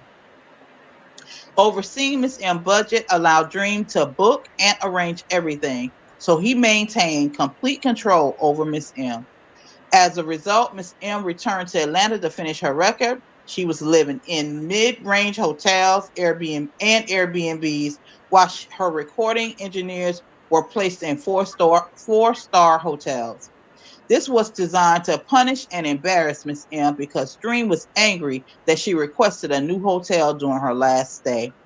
When Miss M questioned why those supporting her album was placed in better hotels than she was, Dream made snide remarks about her only wishing she could stay in a four-star hotel. He called her ungrateful. Miss M got back into the studio in early August 2015. Dream and Tricky began demanding that she pay for the food they ordered. Oftentimes, Dream would not touch the food. It was just a test and a way for Dream to control the small amount of money that she was given. Dream also made Miss M order champagne and cupcakes for studio personnel. He said that she needed to learn how to treat the people supporting her, which was ironic given the way he treated her. I know that's right. Dream's abusive behavior continued to escalate. While recording in August 15, another artist complimented Miss M's shoes, which angered Dream. He locked Miss M into a room off of the studio and actually and physically assaulted her while Garland guarded the door. On one occasion, Miss M's A&R at Epic, Erica Coulter, joined Dream and Miss M in the studio. During this session, Coulter personally witnessed Dream pulling Miss M's hair tie out, pulling her hair back to open her mouth, and forcibly pouring vodka down her throat.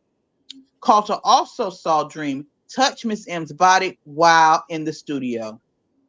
When Miss M caught Coulter's eye, she mentioned to her, asking if she saw what just happened and suggest she was uncomfortable. Coulter brushed off Dream's violent actions, and Coulter also saw explicit texts between Dream and Miss M during the session, leaving no doubt that she knew what Dream's true intentions was with Miss M were. Around the same time, Dream told Miss M that he got his own Pow Pow license and could start carrying his own Pow Pows again.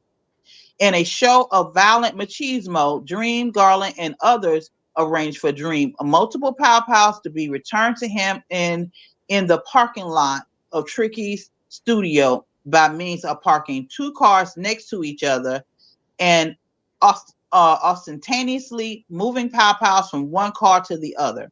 Miss M witnessed this entire charade and was terrified of Dream's comfort with Pow Pows. After this, Dream regularly kept a Pow Pow on him. When he forced Miss M to have relations, he would often place the Pow Pow next to her as a warning.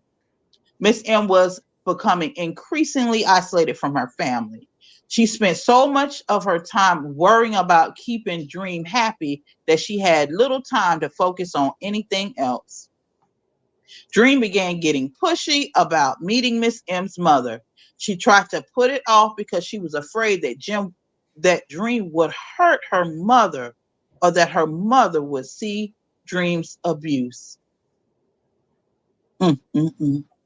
Eventually, Miss M's mother arrived in Atlanta while Miss M was recording at the studio.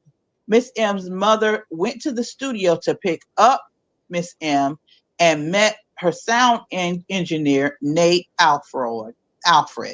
When Alfred told Dream that he met Miss M's mother, Dream was furious because Alfred met her before he did. Dream was livid and pulled Miss M to the staircase of the studio. While in the staircase, Dream forcibly pulled Miss M's dress up and forced her down on the stairs and proceeded to forcibly awe her from behind while he held her arms with one hand and holding the collar of her dress with the other.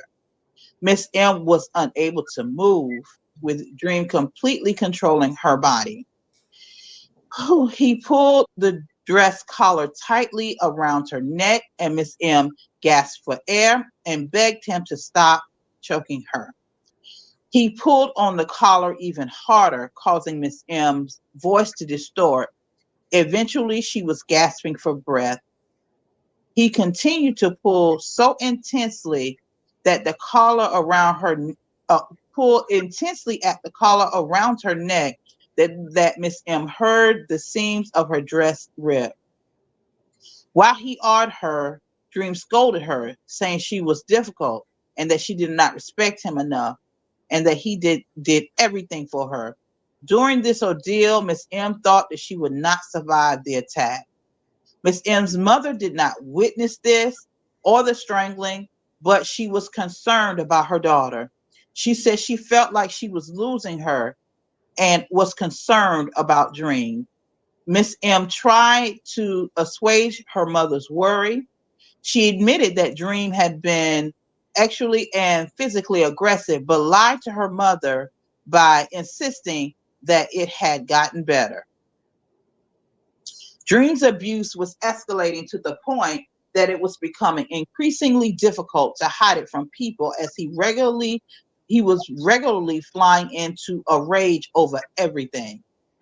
Dream seemed obsessed over Miss M, alleged lack of gratitude, and the fact that she refused to use her small advance to buy him Garland and others gifts and or hire his friends. The fact that Miss M said no to him was simply something that Dream could not get over. In early August 2015, Dream told Miss M that he found her a manager named G. Robinson, who was a good friend of his who managed Drake and Nicki Minaj. Miss M was thrilled because she desperately wanted to find a way to put distance between her and Dream while fulfilling her contractual obligations to Contra. She thought that perhaps her new management could protect her. However, things continued to escalate. On or around August 15, 2015, Dream told Miss M to meet him at the studio. Miss M went to Silent Studios, but Dream did not show up. The following day, Dream texts Miss M, "I don't feel like we have the same interest for each other, and I dropped something yesterday and waited on you, and I didn't hear a word. We had a good ride, but truthfully, I can't do it for you, and it's lopsided." Miss M responded that she was there, and he never showed up. Dream said he was at the Red Zone studio, and that she should have known to ask which studio and not assume that it was Silent Studios. He then said, please end text after this and have whatsoever else contact me from now on. Thank you and good night, and you're welcome. He then continued, "Don't contact me about anything about this album, and if you want to have a respectful conversation with me, I'll you know who when I get the time, but not right now." Thank you, Leo. Later that okay. Thank you. Opinion, are you there?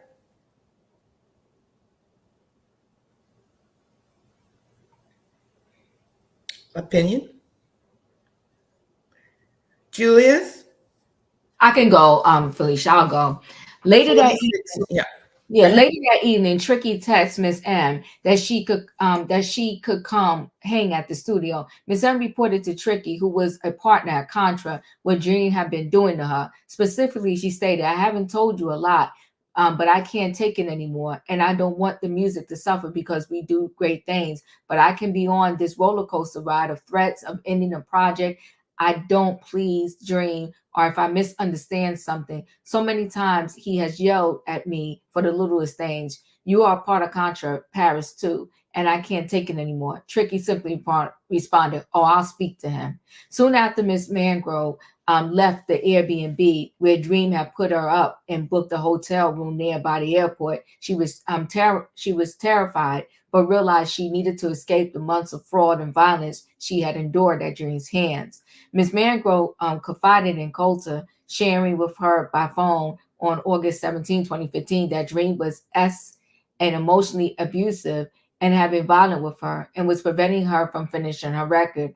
At first, Coulter said that as a woman, she understood and would take care of Miss M. Within the hour, however, Coulter had spoken to Dream and told Miss M that she needed to figure out a way to work with Dream again, despite being told of the pattern of abuse Miss M had endured. Oh my gosh. Wait, where am I? Which number am I at?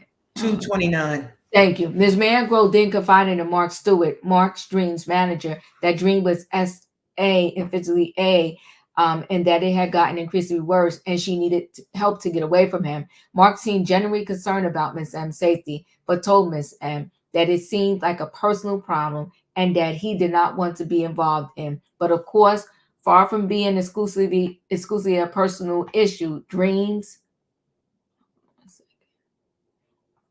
abuse of Miss M was part and parcel of his professional persona and his business of producing and writing music. Miss M reiterated to Mark that it was a dangerous situation and that she did not feel safe staying in a hotel because Dream and Garland had such easy access to her. She also told Mark for her own safety, she would no longer be alone in a room with Dream or Garland. On or about August 19, 2015, Mark finally agreed that he would figure out a solution. The following day, he agreed to arrange a one-way plane ticket to Los Angeles under the excuse that Miss M was meeting Coulter. The ticket was paid for by Epic. When Miss M arrived in Los Angeles, she called Robeson to explain the abusive nature of her relationship with Dream. Robeson brought Gene Nelson and Jay Irving to the meeting. During the meeting, Robeson said that he would handle Dream, and Irving would serve as Miss M's day-to-day manager. On August 21st, 2015, Miss M then met with Coulter and again reiterated that Dream was abusive and controlling. Miss M made clear that regardless of Dream, she was committed to completing the record and moving forward with her contract, but she needed to be protected from him. Coulter informed Miss M that Dream was withholding the music she recorded with him from Epic Records. Pursuant to the contract she signed, Miss M was obligated to turn over music to Epic within a specific time frame. Miss M asked her new management and others at Epic for help intervening in this situation, retrieving her music and extricating her record from Dream scraps. For many months, Dream refused to meet with her, and even when he met with her management, he refused to turn over Miss M's music, having had her trust completely betrayed by Dream. She was very concerned that her management no longer had best interests in mind. Indeed, in early November 2015, Miss M was finally scheduled to meet with representatives at Epic, including Reed, in New York to discuss the future of her album. Tricky, Sylvia Rohn, and then president of Epic Records, and a full marketing team were also present. Shortly before the meeting with Reed began, Dream texted Miss M, "Oh, so you tried to play me? Oh, I leave you with this? This record is a mistake if you put it out. Don't ever say I didn't look out." Miss M had no idea that Dream meant but knew he did it to rattle her before her meeting with Reed. She did her best to annoy it and hold it together during the meeting. It was a pivotal moment in Miss M's career. Much to her surprise, however, Irving was a no-show. Instead, he sent a young intern in his place. It was evident that the meeting that Reed found it offensive that Irving did not bother to show up for the meeting. Reed asked Miss M where he was. She had no answer. Miss M did her best to keep the meeting on track and to reiterate how much she wanted to move forward and make the best record possible for Epic. She told Reed that she had worked for 10 years to get to where she was, but that she was not getting any of her music from Dream and his team and did not know what to do. She confirmed that she wanted to move forward, but there was a problem standing in her way. Rohn and Reed both responded Dream at the same time. Reed then asked Tricky to speak to Dream about the situation. Surprisingly, Tricky also voiced concerns during the meeting that Dream was asking Miss M to sing songs that were not culturally appropriate based on her background. In particular, he mentioned that one of the songs references Miss M in Rastas. Tricky told Reed that if Miss M had no say in what she was singing, and that if she was found to be engaging in cultural appropriation, it would be an issue. Miss M left the meeting believing that Reed and his team understood the situation with Dream and would help. At the time, Reed appeared to agree, and they should move forward with other producers. Reed also gave Miss M his direct phone number and told her to call if she needed anything. However, in early December 2015, Irving suddenly told Miss M that Reed wanted Dream to be involved in the record again. Miss M was terrified at the prospect of having to record with Dream again. but told Irving that she was professional enough to do it if required. She asked Irving if he could at least try to arrange work with other producers first, with the hope that she would not be forced to work with Dream. Irving replied that they were ready to work with other producers, but that they needed to be careful about the situation with Dream because of contracts Miss M signed. It was quite plainly a no-win situation for Mitch M. While she remained under contract with Dream via contract, he refused to send any music or schedule studio time. Miss M spent the first few months of 2016 trying to figure out the next steps. She texted Coulter in the late January and said, "I'm a little lost as to why I'm still not in the studio yet. It's been forever and I really want to move forward. Do you know what it is? Is it because me and Dream had a dispute, or is it something else?" She was in Atlanta in August, trying to get some clarity from both sides. Okay, Diva. Thank you. In February 2016, Miss Mangrove was told that Epic finally approved a budget for her to shoot a video for Married to the Game. Ms. Mangrove was never informed what the budget was or how it was approved, and when she pressed for that information, she was stonewalled. Ms. Mangrove told Irving to ensure that Dream and his team were copied on all communications related to the video shoot because she wanted to guarantee that she was abiding by her contractual obligations. Irving, however, said that Dream refused to collaborate or respond, which delayed the process. Eventually, Irving said they could not continue waiting for Dream to respond and had to move forward. As Irving said to Ms. Mangrove, Dream is already withholding music. We gotta move now. Finally, in March 2016, the video shoot for Married to the Game was scheduled. Ms. Mangrove immediately went to work figuring out the vision and the look for the video. She asked her management to always keep Dream in the loop, particularly because she still had no control or say over the budget. Ms. Mangrove's management sent Dream the treatment for the video. He never responded or provided any input. On the day of the shoot, Irving once again did not show up. Ms. Mangrove was given a bag of generic clothes that did not fit the style of the shoot, and all of the vision boards she created were ignored. The video was incredibly important in Ms. Mangrove's career.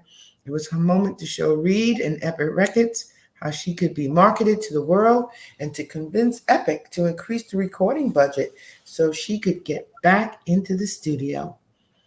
Dream called her to say he heard the video was terrible and said, quote, "This is what you get when you don't listen to me. You got played," close quote. In April 2016, Ms. Mangrove flew to Los Angeles using her own money to do reshoots of the video because she cared so deeply about getting it right. A few weeks later, Irving confirmed to Ms. Mangrove that he sent the revised video to Reed and Epic Records team. In May 2016, Irving told Ms. Mangrove that Reed loved the video. Ms. Mangrove was thrilled and said she was anxious to move things along. Also, in early May 2016, Ms. Mangrove's product manager at Epic Records, Franz de los Reyes, texted her to say that the video was, quote, "dope," and that they were planning the premiere. However, Coulter suddenly told Ms. Mangrove that Dream complained about the video, that nobody at Epic Records liked the video, and that she should have worked with Dream on the video. Ms. Mangrove was shocked and confused. She had little insight into why she was getting such mixed messages from those working with her at Epic, and had the sense that Dream was continuing to put up obstacles in her career. Ms. Mangrove pleaded with Coulter to see what Dream was doing. He was playing games and creating roadblock after roadblock. Ms. Mangrove said again that her team spent 6 weeks reaching out to Dream about the video, sent him the treatment to the video, and he refused to respond. Now that it was complete, Dream was complaining simply to derail her career again. Coulter, who knew about Dream's abuse, refused to provide any help or solution to Ms. Mangrove Instead, she simply said that Miss Mango needed to, quote, get on the same page as Dream, close quote, for things to proceed. She also left unanswered Miss Mango's repeated questions about who was in possession of her music, even though, as her label, Epic should have been able to provide this information to her. Miss Mango did not know where to run, where to turn. Irving, her manager, told her that Reed loved the video. Coulter, who worked at Epic, told her that nobody at Epic liked the video. And Dream seemed to be taking great joy at the confusion and chaos it was causing. Miss Mango pleaded with Coulter to arrange a meeting with Reed to explain what happened and figure out how everyone could move forward. Reed, who had changed his phone number, was no longer directly reachable. On June 25, 2016, Miss Mango attended Epic Fest, a music festival showcasing artists signed to the Epic Records label. She hoped that she would provide the opportunity to get in front of Reed for a discussion about next steps. Miss Mango was scheduled to go to the festival with Irving, but just 30 minutes before they were supposed to leave, Irving said he was still in Las Vegas and would not meet her there. Miss Mango was shocked but determined to go. While she was at Epic Fest, Dream called Miss Mango and told her that Epic was, quote, washing their hands, close quote, of her. Miss Mango did not know what he was talking about and thought that he was simply trying to harass her. Miss Mango then ran into Reed, Arbogay, and Coulter. Miss Mango asked Reed if they could talk. Reed responded by saying, quote, hey baby, maybe later, we gotta go, close quote, and grabbed Arbogay and ran off. Coulter then looked at Miss Mango with a smirk and said, quote, talk to your manager. Why are you here? Oh my You're God. dropped. You should have talked to you. Irving should have talked to you already. Close quote. Irving, despite stating that he would meet Miss Mango at Epic Fest, never appeared. Mm. Mango was caught off guard and felt humiliated because she was slowly realizing that perhaps everyone knew something that she was never told. Miss Mango then spoke to Ron and asked if she knew what Coulter meant. Ron said she had no idea and offered to look into it. Miss Mango reached out to Irving as soon as possible. He admitted to her that he heard through the grapevine that she may be dropped by Epic. However, given that there was no official notification or anything more than a rumor, he did not want to bother Miss Mango with the rumor. On July 15, 2016, Miss Mango got the official word that Epic no longer wanted to distribute her music because Dream failed to deliver the records. Arbogay told Miss Mango that she was, quote, dropped because Contra failed to deliver the records and Dream was difficult to work with. Yet nobody at any point sat down with Miss Mango to discuss the situation with her. She was left in the dark throughout the entire process, despite both Contra and Epic having a signed contract and owing corporate responsibilities to her, and despite agents of both entities knowing that Miss Mango had been the subject of Dream's violent and coercive manipulation, which they knew or should have known were predicated of fraudulent promises of record contracts, Grammys, and opening for Beyonce. To this day, Miss Mango is in the dark about whether or not she is still bound to Dream and Contra Paris, who owns her music rights, or where the recordings of her work are located. Dream got what he wanted. He caused so much chaos and confusion with Epic that they simply no longer wanted to deal with Miss Mango, who he had successfully duped into a fraudulent and coercive sexual relationship. It was a devastating blow to a young, talented artist who had done everything possible to survive the situation with Dream and move forward. Yet it became abundantly clear that Dream was only interested in an artist who was fully compliant with all of his demands. When Miss Mangro finally found the courage to stand up to him, ever so slightly, he no longer found her to be worthy of his time and set out to ensure that nobody else would work with her either. Within a few weeks of Epic notifying her team that they did not want to proceed, Miss Mangrove's management team dropped her as well. Not only did Dream ruin Miss Mangrove's chance with Epic Records, he also ensured that she could not work for the next decade by refusing to officially release her from the contract. As a result, if she recorded music, she would be in breach of Contra agreement. She begged to be released from Contra, but they continued to ignore her requests.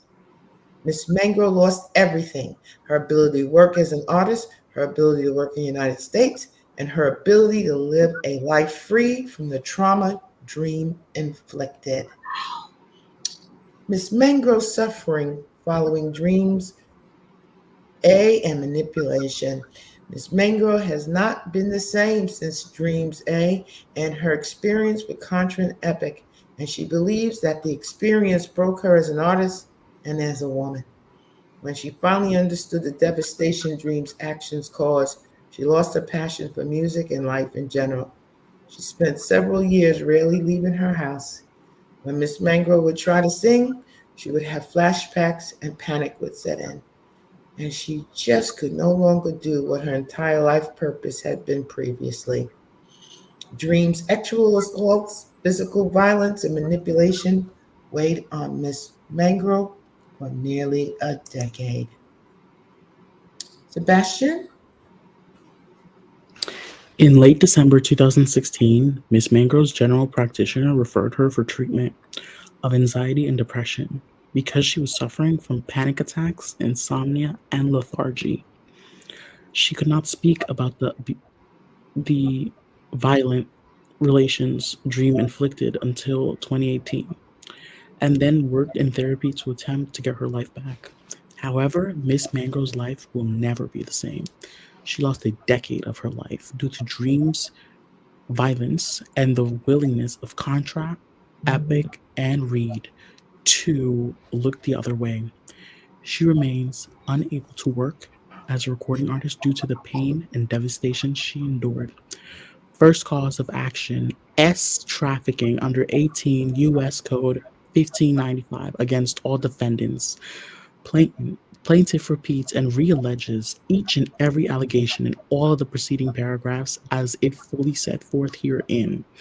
Plaintiff is a victim of S trafficking within the meaning of 18 U.S. Code 1591A and B, and is therefore entitled to bring civil action under 18 U.S. Code 1595. The defendant's acts and omissions, taken separately and or together as outlined above, constitute a violation of 18 U.S. Code 1595. Specifically, defendant Dream and Contra Paris perpetrated S trafficking of Miss Mangro by requiring her to engage in forced S acts in multiple jurisdictions, and all defendants benefited from Dream's venture by holding Miss Mangro and artists signed with defendants Contra Paris and Epic Records captive to Dream's demands and desires at all relevant times. Defendants participated in and facilitated the harboring and transportation of plaintiff for purposes of S induced by force, fraud, or coercion. The defendants' corporations have financially and otherwise benefited as a result of these acts and omissions by keeping Dream, the volatile and explosive owner of the defendant Contra Paris and an influential and prolific songwriter for today's biggest stars, satisfied. They benefited from facilitating his behavior to the extent it kept their relationship with the talented musician viable and ensured continued profit from his work. Dream and defendants Contra Paris and Epic Records formed the venture as defined by 18 U.S. Code 1595, given that they constituted a group of two or more individuals associated, in fact, whether or not legal entity. As a direct and proximate result of defendants' unlawful conduct, As alleged herein above, plaintiff has suffered physical injury, several emotional distress and anxiety, humiliation, embarrassment, post-traumatic stress disorder, economic harm, and other consequential damages. Plaintiff also seeks reasonable attorney fees as provided under 18 U.S. Code 1595A. Second cause of action, S. Battery against defendant The Dream. Plaintiff repeats and realleges each and every allegation in all of the preceding paragraphs as if fully set forth herein. Defendant Dream committed a battery against plaintiff when he engaged in unlawful, intentional, and offensive touching or application of force to plaintiff's person when he forced her to engage in unprotected relations by restraining her movement after she said no. Plaintiff did not act freely and voluntarily, and the actions were against plaintiff's will, as defined in California Penal Code 243.4. As a result of Dream's alleged conduct, plaintiff has suffered severe emotional distress, humiliation, embarrassment, anxiety, economic harm, and other consequential damages. The conduct of Dream described above was willful, wanton, and malicious. At all relevant times, Dream acted with conscious disregard of plaintiff's rights and feelings, acted with knowledge of or with reckless disregard for the fact that his conduct was certain to cause injury and or humiliation to plaintiff, and intended to cause fear, physical injury, and or pain and suffering to plaintiff. By virtue of the foregoing, plaintiff is entitled to recover punitive and exemplary damages from Dream according to proof at trial. This cause of action is timely under California S.A. and Cover-Up Accountability Act AB 2777 because it is based on conduct that occurred on or after January 1st, 2009 and is commenced after January 1st, 2019 and is thereby revised by California Code Civil Process 340-16B3. Third cause of action, R, against defendant The Dream. Plaintiff repeats and realleges each and every allegation in all of the preceding paragraphs as if fully set forth herein. Defendant Dream committed R against plaintiff as defined in California Penal Code 264D. As plaintiff was incapable of resisting because she was not aware, knowing, perceiving, or cognizant of essential characteristics of the act due to defendant's Dream's fraudulent representation that the S penetration served a professional purpose when it served no professional purpose. As a result of Dream's alleged conduct, plaintiff has suffered severe emotional distress, humiliation, embarrassment, anxiety, economic harm, and other consequential damages. The conduct of Dream described above was willful, wanton, and malicious. At all relevant times, Dream acted with conscious disregard of plaintiff's rights and feelings, acted with knowledge of or with reckless disregard for the fact that his conduct was certain to cause injury and or humiliation to plaintiff, and intended to cause fear, physical injury, and or pain and suffering to plaintiff. By virtue of the foregoing, plaintiff is entitled to recover punitive and exemplary damages from Dream according to proof at trial.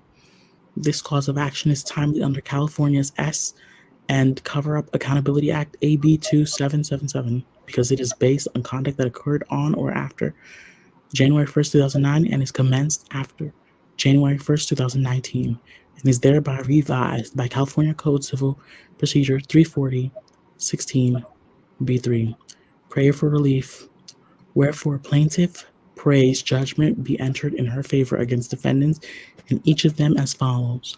For a money judgment representing compensatory damages, including consequential damages, lost wages, earnings, and all other sums of money, together with interest on these amounts according to proof. For a money judgment for mental pain and anguish, severe emotional distress, according to proof.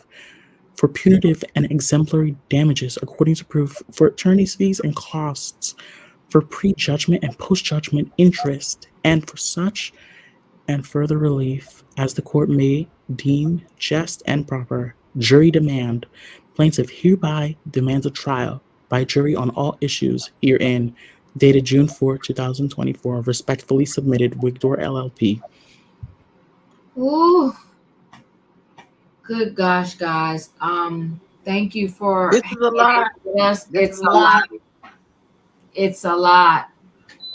It's a lot. But do you see, and this is similar to Diddy, you see all of these people that knew, that were involved, that helped.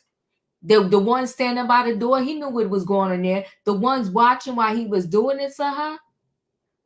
And other women too. Hell. They looking at her like, yeah, and They need to rot in hell. This was a long case. I'm gonna go around. Everybody gets a couple, like 60 seconds. Leo. this was disgusting. Mm-hmm. This is hard on my spirit. Mm-hmm. I can tell that this was very well written. Mm-hmm. Wigdor know how to do the thing. This thing was laid out in a way that I can see how this young lady just wanted to sing and write. She just wanted a record deal. And all of these people took advantage of her in a way. It's reprehensible. It really is. It's no excuse. There's no reason. These people are below the lowest of the low. All of these people in this lawsuit are just some disgusting human beings. And from everything that I can see, because I really think they may have spoken with these folks before they filed this complaint. Mm-hmm. And they just because they treated her like a fool for 2 years, that was 10 years ago. She said, aha, fool you. I'm getting ready to show you what is really getting ready to happen. And she filed her complaint and she got her an excellent attorney firm to help her out. And I hope she get everything and more. I hope that they don't have no toilet paper in the bathroom in these facilities when she is done with them. Thank you, Lee. I feel the same way. They're very well written because we walked through. I feel like I was there with her. Those 2 years, they walked us through exactly everything. He's a monster. In my opinion, you're right.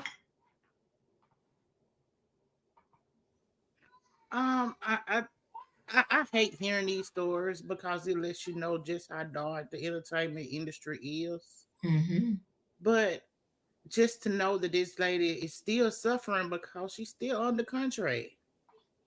How do you get somebody under a contract for 10 years and you controlling everything they do? Like, I don't understand how these contracts are made. It should never be a deal where somebody's under 10 years of your control. Like, that should never be legal because something can obviously happen. I mean, this case was extreme, but it could be something else. You know what I'm saying? You could fall out with your management and you stopping me from making my own money somewhere else. You stopping me from shining somewhere else. This is the sad part. This lady felt like she had nowhere else to go because she signed to a 10-year deal with him. We got to stop this. And you know, it is orchestrated. I'm sorry, y'all. It's orchestrated to destroy this woman's life. Y'all do read this, right? Yeah, but this is to make Leo, sure. listen. If she signed it in 2015, she still ain't up now. So any music she make, it belongs to him. That is orchestrated to destroy her livelihood, her life. She cannot earn any money in the industry that she at one time loved and was talented in, according to the people. Yeah. Oh, thank you. Oh my God. Felicia, you're up. Thank you, Diva. I think it's so important, and I really, really appreciate that you share your panel for us to read these documents and hear what they say for themselves. Mm-hmm. Not the bits and pieces, but we're going step by step and listening to what is or is not. And I am sickened. I mean, the charges alone with this SI, this trafficking, based on what she says, she was trafficked, and it's so painful and so sickening. But if I may, I just want to read a little bit. I know, because I know y'all are really on the ball here, but I am stunned by Sylvia Rhone being part of this. Come on now. Sylvia Rhone is the godmother of the music industry, as quoted in Entertainment Magazine. She launched her careers and worked with dozens of groups such as MC Light, En Vogue, Brandy, Missy Elliott, Dream Theater, Tracy Chapman. She was raised in Harlem, steeped in the music of the city's cultural renaissance of the 50s and the 60s. Her educational career led her out of New York to graduate from the Wharton School. Now, a former felon president went to that place. Though a clear executive trajectory in international finance management, she soon realized she wanted something entirely different and turned her demonstrated capable eye to the music industry.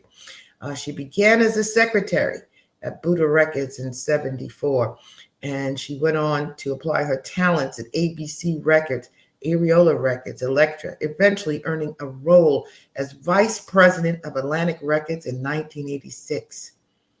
During her time at Atlantic, she was responsible for such artists as En Vogue, Pantera, AC/DC, Tracy Chapman, and others.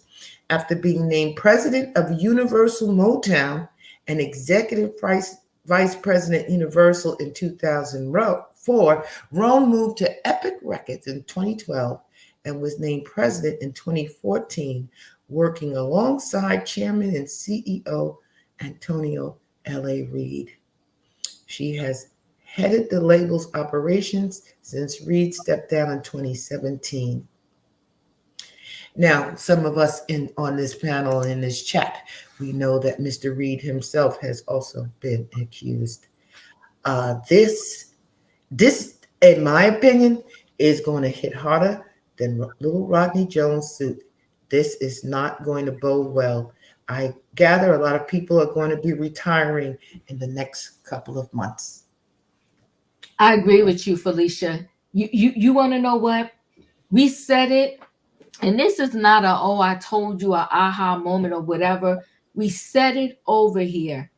Diddy didn't do his dirt alone. The Dream didn't do this alone. This man stood by the door and knew that this girl was getting violated and didn't do nothing.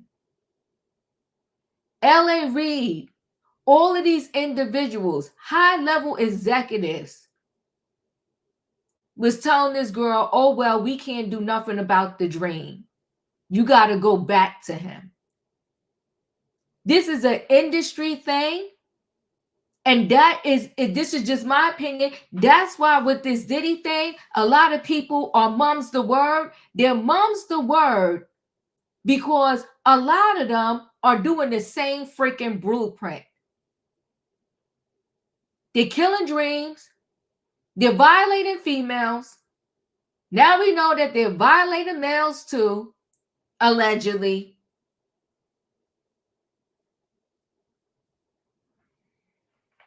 All of them need to go down. My heart breaks for this girl. And you know what else, Diva? They can't sleep tonight. All these demons that's been going along to get along, all these people that's been propagating this type of behavior, this blueprint, as you say, they not sleeping tonight because they done went to Dream, and ain't nobody called Dream name in years. In years.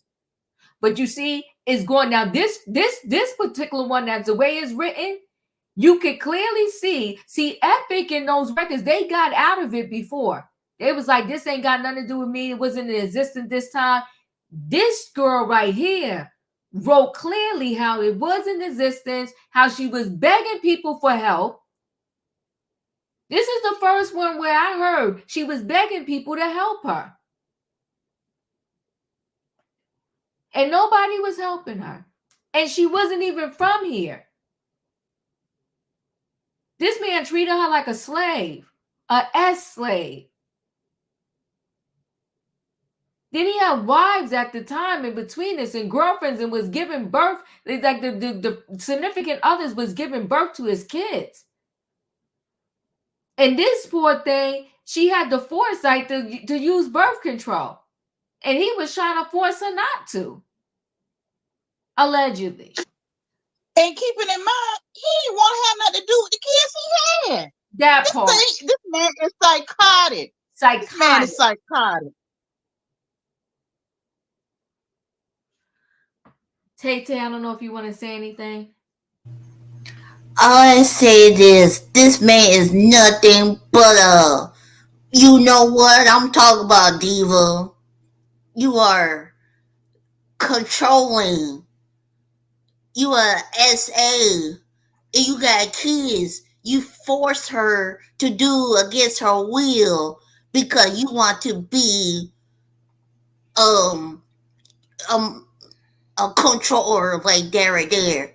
I hope you go to jail. I hope you think about what you did to her. I hope this deal right here, it give me Mr. and Silly. That's what it give me right now. And then give me Spencer and Ronnie. This what the lecture give me everything. Because I hope this girl right here, I hope she get every dime from this man right here. And I hope she get deserved right there. That's all, Diva. I appreciate you. Andrea, you want to know what's with the recordings? They have a blueprint. They all seem to do the same thing. They record it, they show it to other people.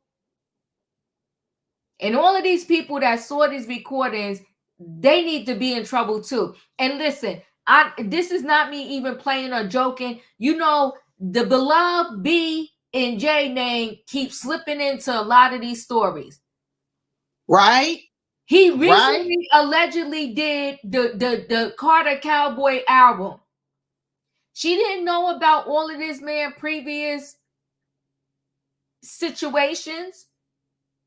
They said he got arrested or whatever for DV a whole bunch of times.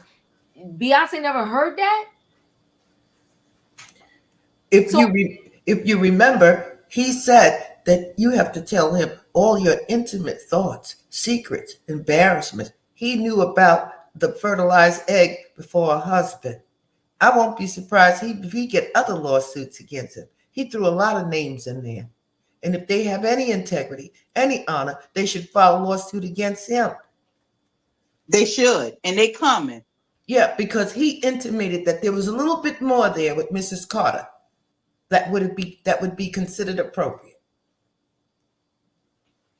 Rihanna as well. Correct. Wayne, you're up. Well, I felt like I just sat through a Netflix made for TV. This is one of the saddest stories I've heard. And the reason I say the saddest story is that her passion she had for music allowed her to put up with all that. That's some passion to be taken away from your home, your homeland, and you come to this country and you find yourself in a situation like this amongst wolves. What did the guy say? He said they didn't want to say nothing because that makes him make music. It helps his music, so they didn't want to say nothing.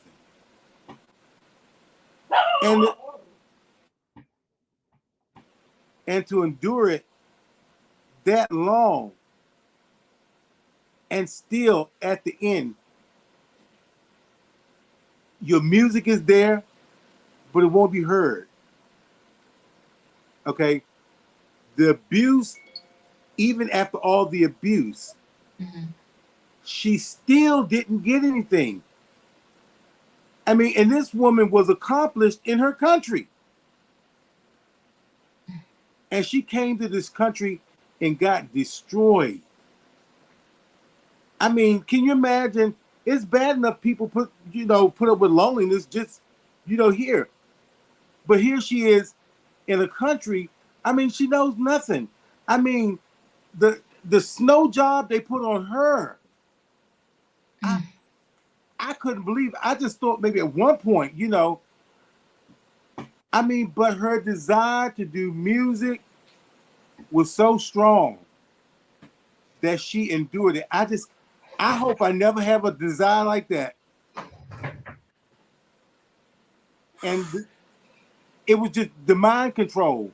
Yeah. Like I said, it was just the saddest thing I've heard in a long time. Very sad, Wayne. Very sad. Sebastian? This is just so gross. I'm just like, I'm not surprised, but like, I feel as if there's going to be more worse things that come out in the next few months and weeks and months regarding like these disgusting things that these people in Hollywood be doing. And I'm honestly like, I'm shocked that she came back while out of the country. I'm honestly shocked, but I pray for her. I hope one day she can get the peace that she needs. And I'm rooting for her in this lawsuit. And I love how they're demanding a jury trial. That's necessary. Yeah. And that's it. I appreciate you, Sebastian. E, you're up.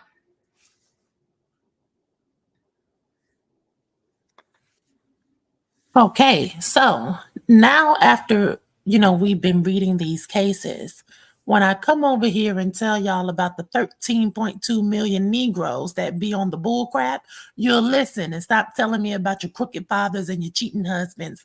All of these men share the same patterns. Diddy, Kanye, Robert Sylvester Kelly, Bill Cosby, Chris Brown, Trey Songz, Jay-Z, and now we have The Dream. These psychological weapons that they use to engage in mental warfare is out in the open now. If you were paying attention during the pandemic, Kevin Samuels tried to tell us the playbook. Passport bros, go across the seas and get a fit, feminine, and submissive wife. It's no more secrets now. We have the reversal of Roe v. Wade last year, the year before, and here you have it back in 2015. The Dream is telling his mistress, who is not even a U.S. citizen and is living in the Studio 6, if you will, it is a privilege to get pregnant by me. And how dare you rejoice in the fact that you are not pregnant, and don't you dare take those birth control pills. There's a tactic to that, okay? Because once they get you pregnant, they own you. That's how they think, okay? Meanwhile, his legal wife, because I know he referred to this woman as the international wife. Meanwhile, your hood wife back in the States, she's about to give birth later in the summer. The reason the black men keep telling you they don't care about women's degrees is because when we make our own money, ladies, we make our own choices. And in every case we've listened to, from the girls who survived R. Kelly, the girls who coming out about Diddy, and now The Dream, all of these women and young girls were dependent upon these men financially. They need these men for clothes, food, and shelter. Wake the hell up and pay attention. The woman said Dream's company had to sign on for her visa in order for her to stay in the country for work for 3 years. So Dream was a passport bro, preying on women with no resources and putting her in the Studio 6 to live in deplorable conditions. And I'm sure she wasn't the only one. She was one of the longest mistresses while he was married to that other one, but there were other girls. And she said that she had to live in a hotel with bed bugs. And he would not even pay to have her transferred to a new unit. He called her a brat. Okay, so here we go with the name calling, the gaslighting, and diminishing you for asking for a little bit more, because in their mind they are more. Okay. And then when she finally got her first paycheck later that summer of $35,000, he told her that she needed to buy him some flowers. Are you paying attention? He recorded her in a compromising position, played the video for strangers, physically and emotionally berated this woman, and made her feel like being proactive in her career and trying to advance was a nuisance. Sound familiar? The past 4 years, the incels on the internet have been drilling into young girls' mind via the Kevin Samuels playbook. If you're not a size 2, if you have kids, and if you're over 30, then you're a leftover. This is the game. It's not new, so it's not shocking to me when I hear this about the dream. What will be interesting to me is how Beyonce will respond and if she will continue to perform these songs that he has written for her, because when Neo was out of pocket, she stopped performing Irreplaceable. You can't find any new footage of Beyonce performing Irreplaceable because when Neo got out of pocket, she took it off the playlist. Now, last thing, just like Cassie wasn't Diddy's first victim, Miss Mangro is not Dream's first victim, because I'm not obtuse to Nivea and all of the challenges she experienced in her career, and being married to him and him dumping all those children on her and then going off with Christina Milian. Those two left us clues, because those were two beaten women. And why is it all of Dream's ex-wives were aspiring musicians trying to break into the music industry? Ding, ding, ding. Neither Nivea or Christina left with any Grammys, but they both left with babies, burdened and embarrassed. Okay? Wake the hell up. Whew. You're telling the truth, E. It's very sad. Julius?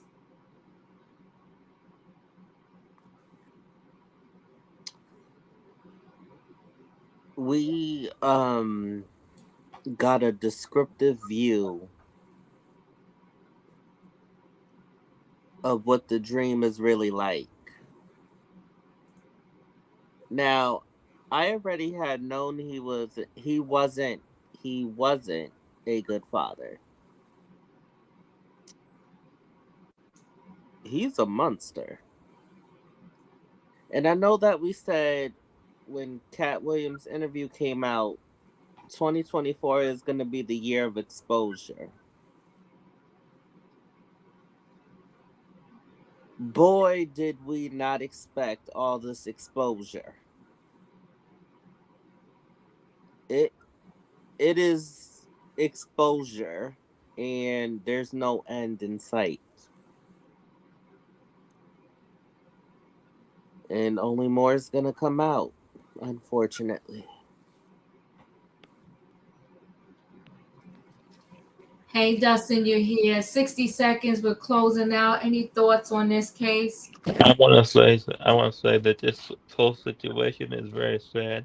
I was listening into the video, Diva. Sorry, I wasn't on the panel this evening, but the whole situation is very sad and very emotional for me, and I feel bad for whoever, all the people that are involved in this situation, and I'm gonna uh, say it again. I think 2024 is the year of exposure, but we are going into 2025. So I hate to see what 2025 brings to us, because I think there's going to be even more exposure in the new year that we don't know about. So I and the month and the next year to come, I think there's going to be more interesting stuff going on with these people. But this whole situation is very sad to me.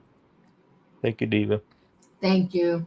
Listen, guys, I appreciate y'all hanging in there with us. Prayers out to this young lady.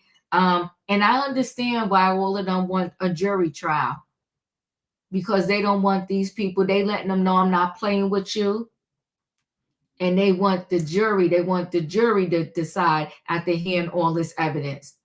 And she got text messages. She got videos. He filmed her. He showed it to other people. allegedly, and that's disgusting. Listen, guys, I appreciate y'all for hanging out there with us with this reading of this. I appreciate everyone on the panel, and special shout out to all of those that read. Thank you so much. Listen, guys, if y'all didn't hit the like button coming in, hit it on the way out. Thanks for hanging out with me. Good night and goodbye, everybody. Do not cheat the divorce.